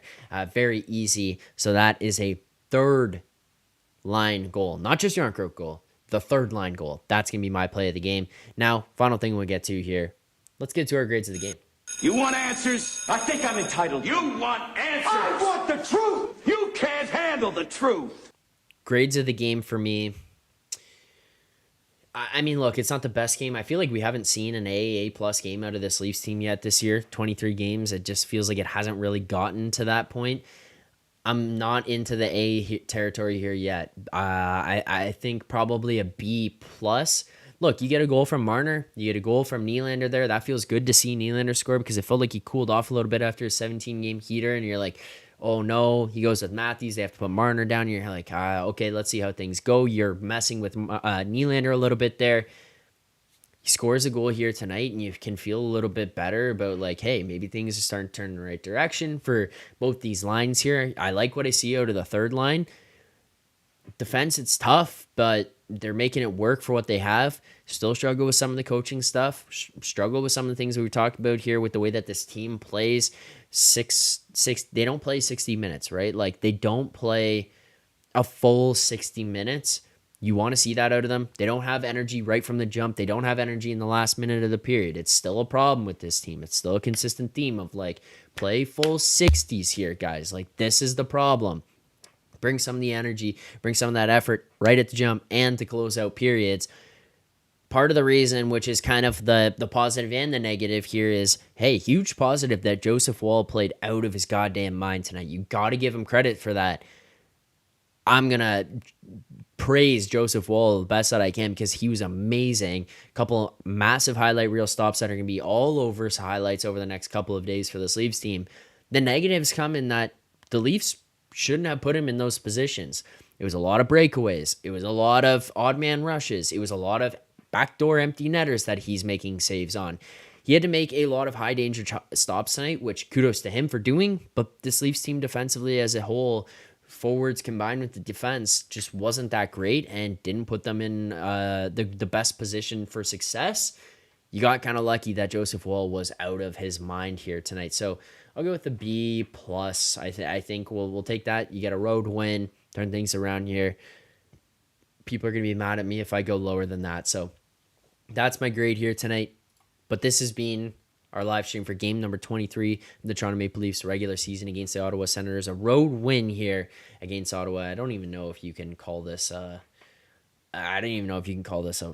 road win based on the fact that the Sens can barely put enough fans in there for them to have a home game. So yeah, Leafs fans dominated that rink. The Leafs go in there and smack around Ottawa, a team that kind of stinks, especially considering what we saw out of all the mouthy fans online this summer. But tough for them. This being game number 23 of the Toronto Maple Leafs regular season, defeating the Ottawa Senators 4-3 here tonight, moving to 13-6-4 on the season. Leafs fans, thanks guys for tuning in. We'll see you on Saturday. Be cool.